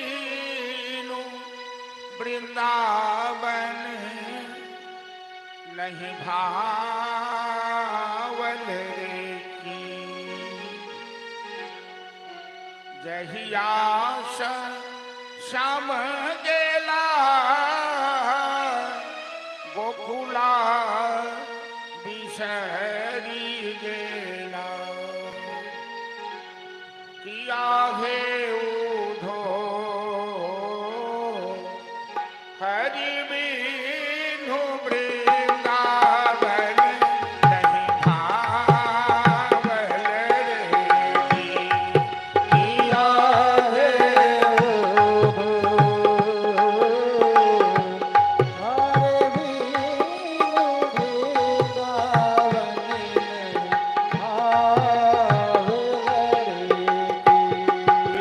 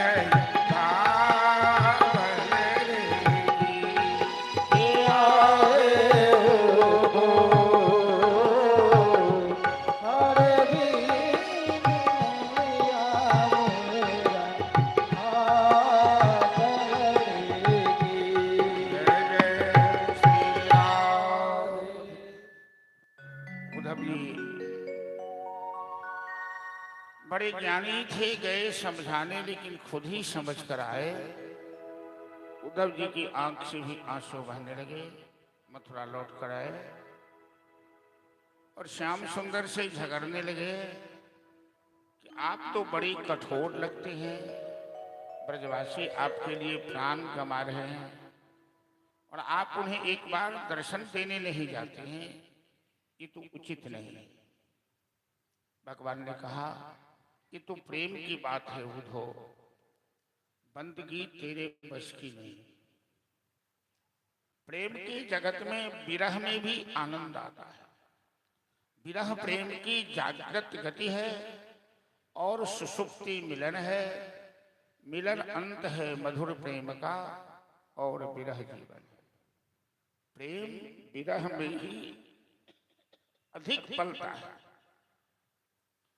अब भगवान ने जरासंध जब आक्रमण करने की योजना बनाया काल यवन के साथ, 17 बार तो जरासंध ने अकेले आक्रमण किया, 17 बार पराजित हुआ। 18वें बार काल यवन के साथ मिलकर मथुरा नगर को चारों तरफ से घेरने की योजना बनाई। दक्षिण अफ्रीका का रहने वाला काल यवन बड़ा बलवान था और महादेव से वरदान प्राप्त किया था, उसे कोई अस्त्र शस्त्र से मार नहीं सकता। तो भगवान ने राजनीति का सहारा लिया और रातों रात सारे जदवंशियों को समुद्र में एक नगर बसाया विश्वकर्मा के द्वारा, जिसका नाम रखा द्वारिका, द्वारावती, और सारे जदवंशियों को वहां स्थापित कर दिया, मथुरा खाली कर दिया। बलराम जी जरासंध से लड़ने गए और भगवान कृष्ण काल यवन से लड़े। काल यवन के सामने ही भगवान रन छोड़कर भगे और इनका नाम रणछोड़ पड़ा है। बोल रणछोड़ भगवान की। सूर्यवंशीय राजा मुचकुंद 10,000 वर्ष से सो रहे, देवताओं की सहायता करके थक जाने के बाद देवताओं से वरदान लेकर हिमालय की गुफा में 10,000 वर्ष से सो रहे। तब तक भगवान का अवतार हुआ और मुचकुंद को वरदान था कि जब उनकी नींद खुले तो प्रभु का दर्शन हो। अपनी पीताम्बरी ओढ़ा दिया, भगवान छिप गए। काल यवन दौड़ा हुआ आया पीछा करता हुआ और उन्हें पीताम्बरी ओढ़ा देखकर छलिया समझकर, कन्हैया समझकर काल यवन ने पहले डांटा, फटकारा, फिर लात से मारा। मुचकुंद की निद्रा भंग हो गई। मुचकुंद ने देखा सामने काल यवन खड़ा है। ऐसा क्रोध आया मुचकुंद महाराज को, आंख से अग्नि की ज्वाला निकली और काल यवन उसी में जलकर भस्म हो। हिंसा स्वपापेन भींस। फिर भगवान सामने आकर खड़े हो गए। मुचकुंद महाराज भगवान के चरणों पे प्रणाम किया, कहा विमोहितोयम जन ईश माया त्वदीय या त्वामन भजन्त नर्तिक। प्रभु, आपने मुझे दर्शन देकर मेरे जीवन को धन्य कर दिया। आपकी माया बड़ी अद्भुत है। आपने अच्छी चाल चली, काल यवन को मारने का अच्छा तरीका निकाला। भगवान हंसने लगे। भगवान कहते हैं कि हमें तो किसी तरह अधर्मियों का विनाश करना है। इस तरह से भगवान ने मुचकुंद का उद्धार किया।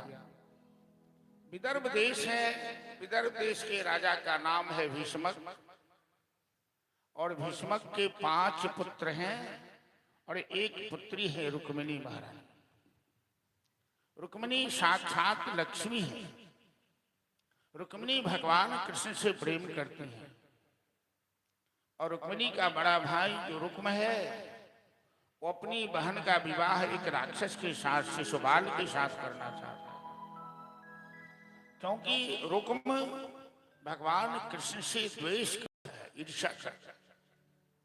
रुक्मिणी ने एक ब्राह्मण के हाथ चिट्ठी लिखकर, प्रेम पत्र लिखकर द्वारिकाधीश भगवान के पास भेजा। प्राचीन युग में सबसे अधिक विश्वास बात तो ब्राह्मण ही होता था, क्योंकि ब्राह्मण झूठ नहीं बोलते थे। रुक्मिणी ने सुदेव नाम के ब्राह्मण को पत्र दिया। वे द्वारिका आए और भगवान श्री कृष्ण के हाथ में रुक्मिणी का पत्र दिया।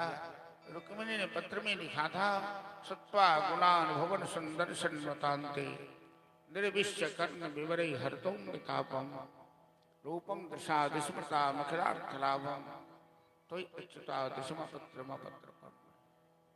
प्रभु, मैंने आपके विषय में सुना है।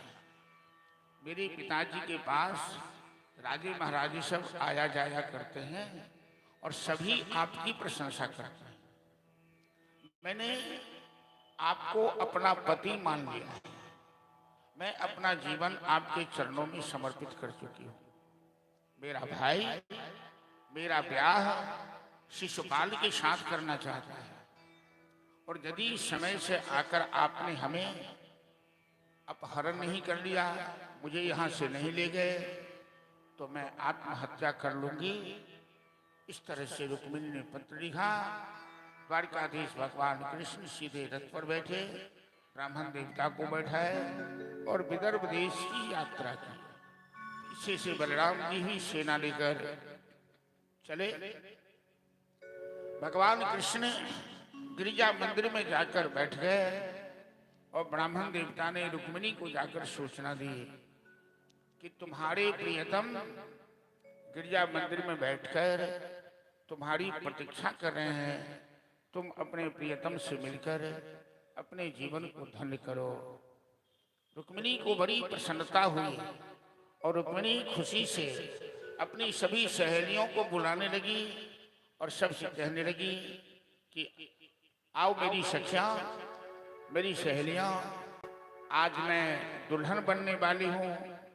आज मेरा ब्याह होने वाला है, क्योंकि जनवासा में शिशुपाल बारात लेकर आया हुआ है अपने सहयोगियों के साथ।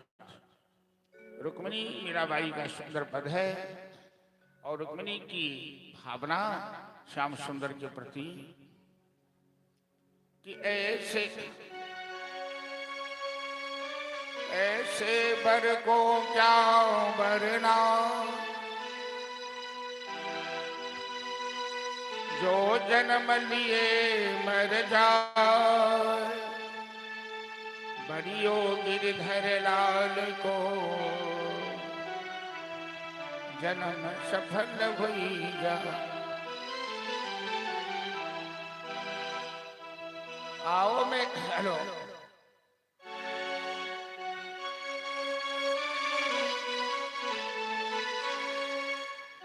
आओ मेरी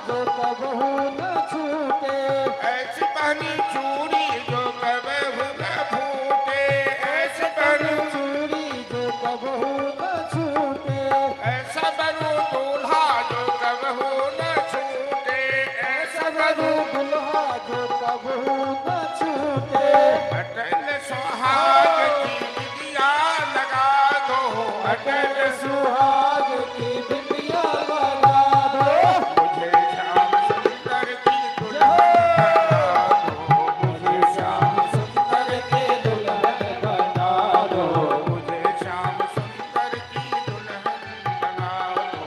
मुझे श्याम सुंदर के दुल्हन बना दो।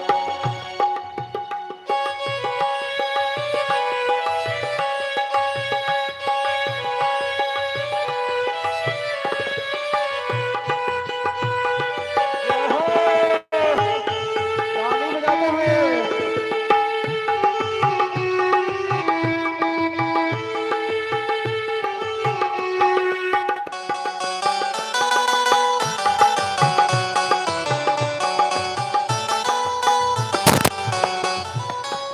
बांध के घुंघरू में उनको रिझाऊंगी, बांध के घुंघरू में उनको रिझाओगे, लेके एक तारा मैं शाम शाम गाऊंगी, लेके एक तारा मैं शाम शाम गाओगे, बांध के घुंघरू में उनको रिझाऊंगी, बांध के घुंघरू में उनको रिझाओगे, लेके एक तारा मैं शाम शाम गाऊंगी, लेके एक तारा मैं शाम शाम गाओगे। सदगुरु सदगुरु को लाके अठवें करा दो, सदगुरु को लाके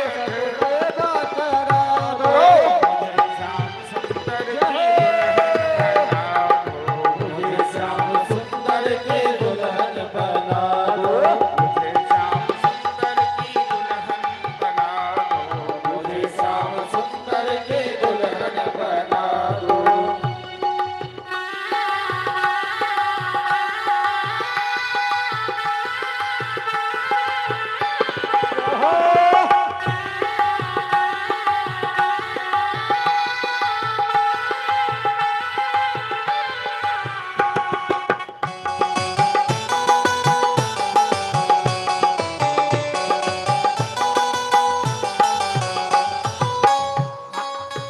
प्रेम की सुरमा मैं आंख में लगाऊंगी, प्रेम की सुरमा मैं आँख में लगाओगे, प्रेम की सुरमा मैं आंख में लगाऊंगी, प्रेम की सुरमा मैं आँख में लगाओगे, बन के दुल्हन मैं शाम की हो जाऊंगी, बन के दुल्हन मैं शाम की हो जाओगे, अटल सुहाग की बिंदिया लगा दो, अटल सुहाग की बिंदिया लगा दो, मुझे श्याम सुंदर की दुल्हन बना दो, मुझे श्याम सुंदर के दुल्हन बना दो, आओ मेरी सखिया मुझे मेहंदी लगा दो, आओ मेरे सखिया मुझे मेहंदी लगा दो, मेहंदी लगा दो मुझे सुंदर सजा दो, मेहंदी लगा दो मुझे सुंदर सजा दो, अरे मेहंदी लगा दो मुझे दुल्हन बना दो, मेहंदी लगा दो मुझे दुल्हन बना दो, मुझे श्याम सुंदर की दुल्हन मुझे श्याम सुंदर के दुल्हन बना दो, मुझे श्याम सुंदर की दुल्हन बना दो, मुझे श्याम सुंदर के दुल्हन बना दो, मुझे श्याम सुंदर की दुल्हन बना दो, मुझे श्याम सुंदर के दुल्हन बना दो। बोल रुक्मिणी महारानी की जय। रुक्मिणी को ब्राह्मण देवता ने सूचना दी कि तेरे प्रियतम श्याम सुंदर गिरिजा मंदिर में बैठकर तेरा इंतजार कर रहे हैं। रुक्मिणी ने सहेलियों को बुलवाकर श्रृंगार करवाया और गिरिजा पूजा के बहाने सहेलियों के साथ मां को प्रणाम करने के पश्चात गिरिजा मंदिर में आई। रुक्मिणी के भाई को पहले से संदेह बना हुआ है, कहीं वो छलिया मेरी बहन का हरण न कर ले। तो उसने हजारों सेना रुक्मिणी की सुरक्षा के लिए पीछे पीछे लगा दी।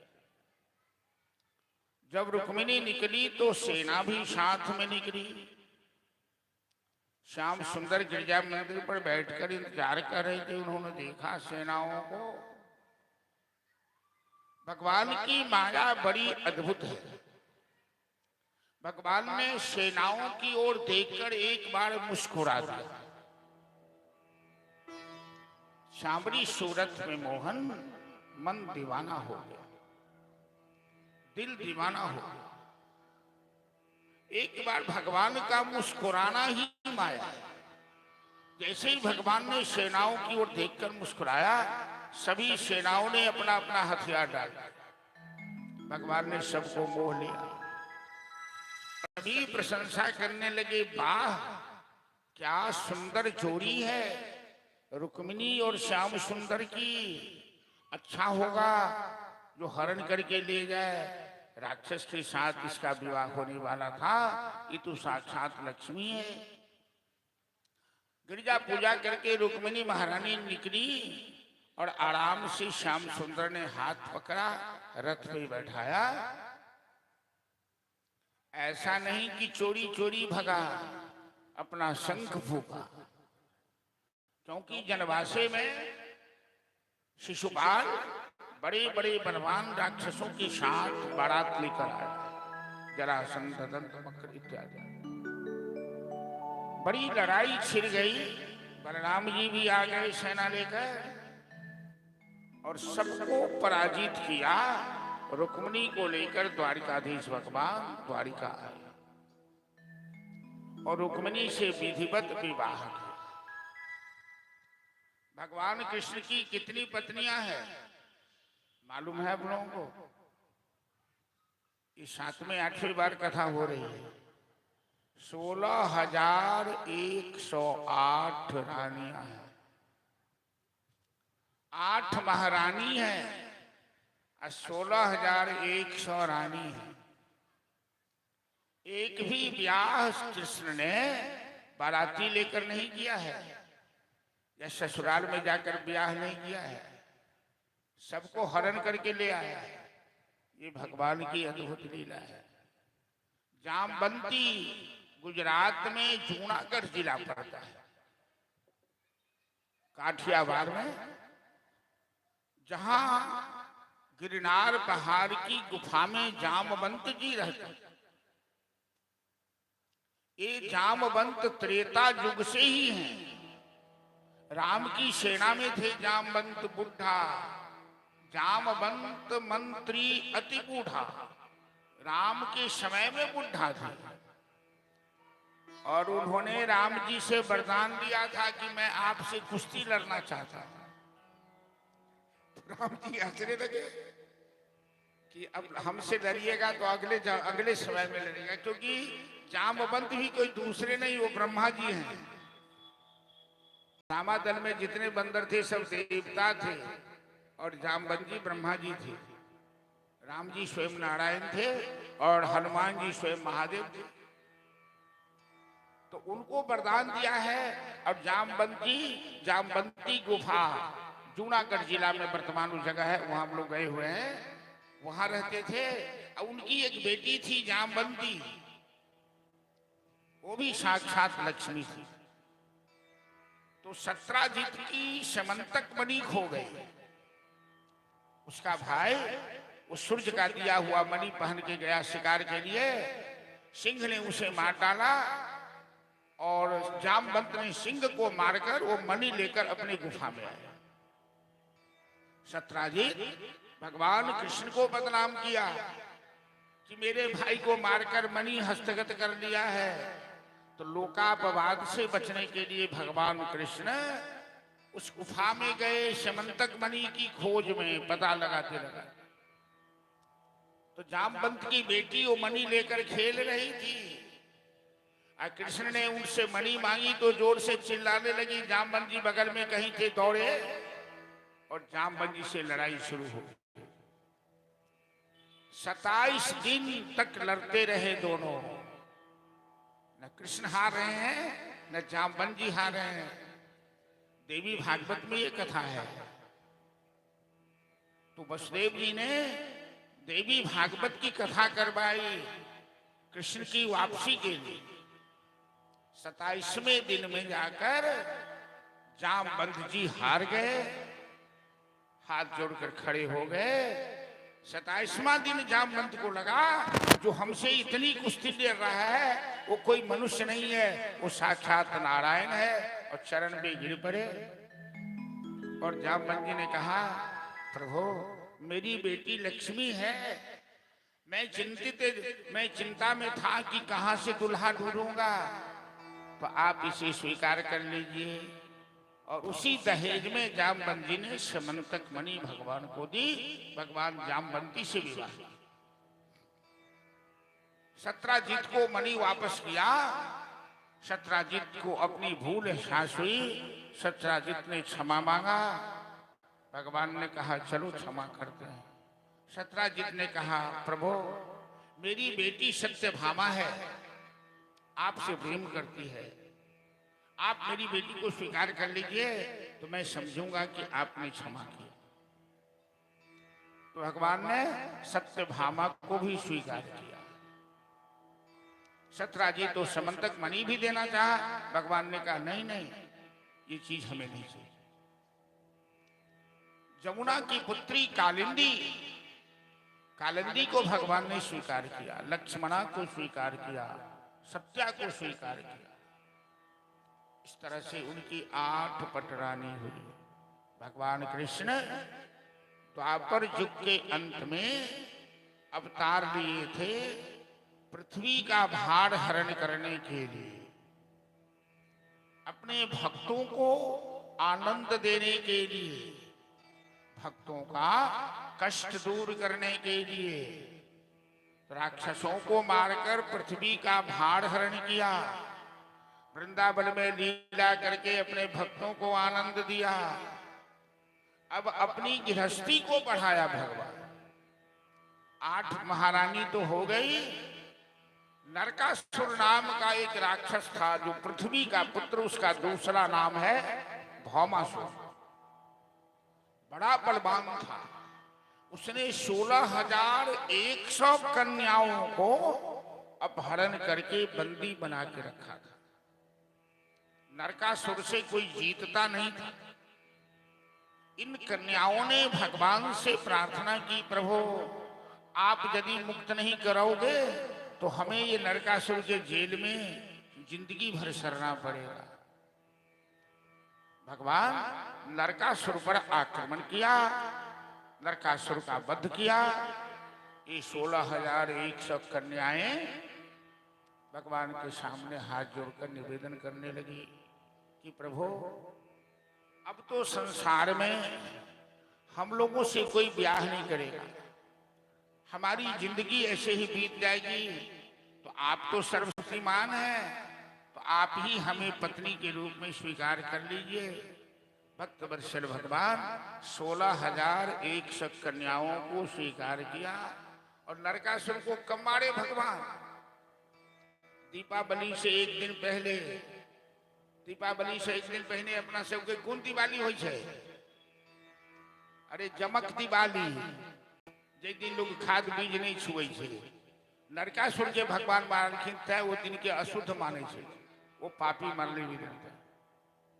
तो 16,000 डोला पर बैठाकर इन कन्याओं को लाए द्वारिका। बलराम जी बड़े भाई हैं, गार्जियन हैं। बलराम जी पूछते हैं, एक नहीं ये क्या है? क्योंकि डोला की कतार लगी हुई है। अब 16,000 डोला की पंक्ति कहते लंबा है, तो जरा सोच लियो कहीं। तो भगवान कहते हैं ये सब आपकी बहू हैं, आशीर्वाद दीजिए। कहा ला चावल एक बार छीट देते हैं सबके ऊपर, कितने को आशीर्वाद देंगे? 16,000 को भर रहा है। कितनी राम भगवान की पत्नी हो गई? 16,108। नारद जी एक बार भगवान से पूछते हैं, प्रभु यदि किसी को 1, 2, 3 पत्नियां होती है तो परिवार में कितना झगड़ा होता है, पत्नियां खुश नहीं रहती है। आज 16,108 रानी है आपकी, तो आप किस पत्नी के पास कब जाते होंगे? आपकी पत्नियां सब तो नाराज रहती होगी कि मेरा दुल्हा मेरे पास नहीं है,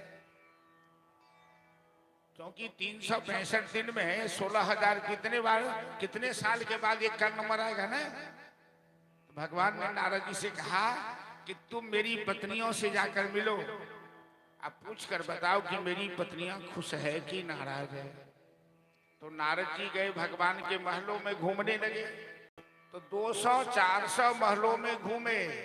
जिस महल में भगवान गए वहां एक रानी एक राजा, एक रानी एक राजा, भगवान 16,108 रूप बनाकर अपनी पत्नियों को आनंद दे रहे थे। बोल वृंदावन बिहारी लाल की जय।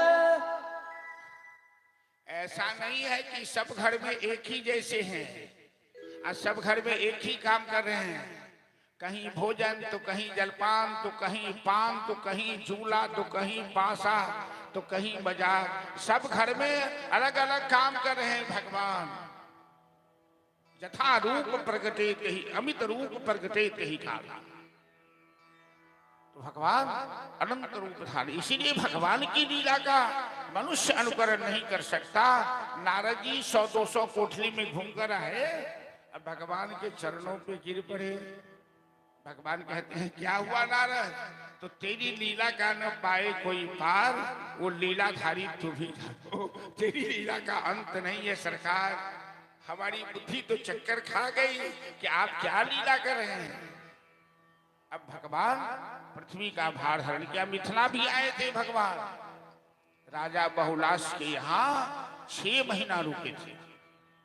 1 महीना एक गरीब ब्राह्मण के घर रुके थे भगवान। उनका नाम था श्रुतदेव, जो भिक्षाटन करके गुजर करते थे। बताइए, एक भिक्षा मांगने वाले ब्राह्मण के घर भगवान 1 महीना अतिथि बन के रुके। उनको कितना आनंद आया। उद्धव जी को चर्चा करते हुए उपदेश देते हैं कि श्रुतदेव ब्राह्मण के घर जो हमें आनंद मिला वो कहीं नहीं मिला। ऐसा संतोषी, ऐसा ज्ञानी ब्राह्मण तो मैंने देखा नहीं। अब उनके मित्र सुदामा है, जो गुरुकुल में एक मित्र मिले, गुरुकुल से अलग हुए तो ठीक 12 साल हो गया। कृष्ण तो द्वारिकाधीश महाराज बन गए, और सुदामा एक निर्धन गरीब ब्राह्मण, जिनके घर में 8-8 दिन तक चूल्हे नहीं जलते, बाल बच्चे भूखे रह जाते हैं। पत्नी का नाम सुशीला है, पतिव्रता नारी है। कभी उन्हें ठीक से कपड़ा वस्त्र नहीं दे पाते सुदामा जी पहनने के लिए, फिर भी सुशीला कभी अपने पति से कलह नहीं की, झगड़ा नहीं। सुदामा जी का नियम था 5 घर में भिक्षा मांगना। जब मनुष्य का भाग्य खराब होता है, क्योंकि भाग्य का चक्का ऊपर नीचे नाचता है, कालक्रमेण जगत परिवर्तमाना चक्रार बंग गच्छति भाग। और भाग्य जब विपरीत होता है तो सब कुछ विपरीत होने लगता है। सुदामा जी का नियम है 5 घर भिक्षा मांगना, 6ठे घर हाथ नहीं फैलाते। कभी कभी 5 घर से खाली हाथ वापस चले आते हैं। लोग भिक्षा भी नहीं देते हैं। सुदामा आ रहा है, दरवाजा बंद कर लिया, खिड़की बंद कर लिया, सुदामा वापस चले आए। माताओं का एक स्वभाव होता है, माता स्वयं कष्ट उठा लेती है, अपने कष्ट झेल लेती है, लेकिन बच्चों को भूखा नहीं देख सकती। सुशीला को जब अपने बच्चों की हालत देखी सुशीला, तो बड़ा कष्ट हुआ। पतिव्रता पतित्राह, पतिव्रता सुशीला अपने पति से कहती है कि तावुपैहि महाभाग साधूनां च परायण दास्यन्ति ते द्रविणं भूरि शीदिते कुटुम्बिना। स्वामी, मेरे बच्चे भूखे मर जाएंगे और आपके मित्र हैं द्वारिकाधीश महाराज, तो आप अपने मित्र से क्यों नहीं मिलने जाते? सुदामा कैसे संतोषी ब्राह्मण है, जरा विचारिए। सुदामा कहते हैं, सुशीला, हम गरीब ब्राह्मण हैं, हम यदि अपने मित्र से कुछ न भी मांगेंगे तो दुनिया के लोग यही कहेंगे कि सुदामा गरीबी के मारे अपने मित्र से मांगने गया। और मेरे मित्र महाराज हैं, बड़े दयालु हैं, वो अंतर्जामी हैं, उन्हें मालूम है कि मेरे घर में क्या चल रहा है। मेरे बच्चे भूखे हैं, सप्ताह सप्ताह भर मेरे घर में चूल्हे नहीं जलते, मेरे मित्र से कुछ छिपा हुआ नहीं है। इसके बाद भी यदि मेरे मित्र हमसे मिलने नहीं आ रहा है, मैं अपने मित्र के स्वभाव को जानता हूं, इसका मतलब है कि मेरे भाग्य में गरीबी लिखी, भाग्य से ज्यादा और समय से पहले कभी किसी को नहीं मिलता। सुशीला कहती है, मैं ये नहीं कहती हूं कि आप अपने पति से मांगिए, अपने पति से मिलने की इच्छा नहीं हो रही है, 12 साल तो बीत गए। वास्तविकता यह है कि सुदामा जी को साप मिला हुआ था 12 साल का, अब 12वां साल पूरा होने आया है। तो सुशीला सुदामा भगवान की प्रेरणा से कहते हैं, ठीक है, मैं अपने मित्र से मिलने जाऊंगा, मैं अपने मित्र से मिलने जाऊंगा। लेकिन मित्र के घर 12 साल के बाद खाली हाथों जाना ठीक नहीं, घर में कुछ है। सुशीला कहती है कि घर में तो 1 सप्ताह से चूल्हा नहीं जल रहा, 1 छदाम कुछ नहीं है। लेकिन इतनी गरीबी के बाद सुशीला अपनी पड़ोसियों से कभी 1 मुट्ठी उधार पैंच नहीं लिया है। ये कुलीन स्त्री की पहचान है, पतिव्रता स्त्री की पहचान है। सुशीला कहती है कि आपके मित्र के लिए मैं मांग कर ला सकती हूं, या चित्वा चतान मुष्टिन तांडुलान पृथक पृथक। 4 घर से 4 मुट्ठी चावल मांग के लाई सुशीला भूंकर। घर में कोई कपड़ा नहीं है, कोई गुदरी चथरी मिला, चैल खंडे न तान बद्धा, उसमें बांध कर दिया। और सुदामा जी एक पुराना कोई लोटा था, पाँव में जूते नहीं, शरीर में कुर्ता चादर नहीं, सर पे पगड़ी नहीं, जो प्राचीन काल के ब्राह्मणों का स्वरूप होता था। शरीर में कुर्ता, ऊपर से चादर, सर पे पगड़ी, पाँव में जूते, हाथ में लोटा डोरी। ब्राह्मण कहीं जाते थे तो ये साथ में होता। सुदामा जी के पास कुछ नहीं था। सुशीला ने भगवान से प्रार्थना की, प्रभु मेरे पति तो 8 दिन के भूखे हैं, दुर्बल हैं, द्वारिका दूर है, वो पैदल जा नहीं सकते, कोई दूसरी सवारी है नहीं, तो आप कृपा करके मेरे पति को अपने पास बुला लेना। सुदामा जी भगवान का ध्यान कर वहां से प्रस्थान किए। भगवान मेरी नैया उसे पार लगा देना, अब तक तो निभाया है, आगे भी निभा देना। भगवान मेरी नैया उस पार लगा देना, अब तक तो निभाया है, आगे भी निभा देना।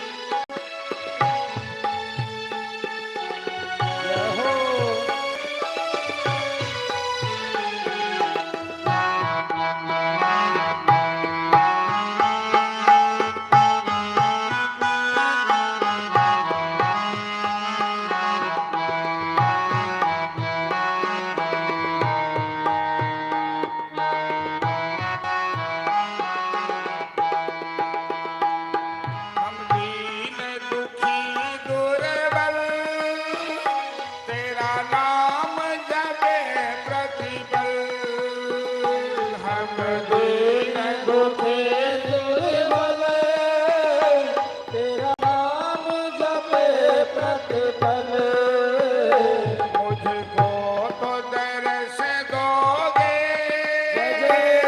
प्रभु आज नहीं तो कल। मुझको तो दरस दोगे प्रभु आज नहीं तो कल। जो बाग लगाया है फूलों से सजा देना। जो बाग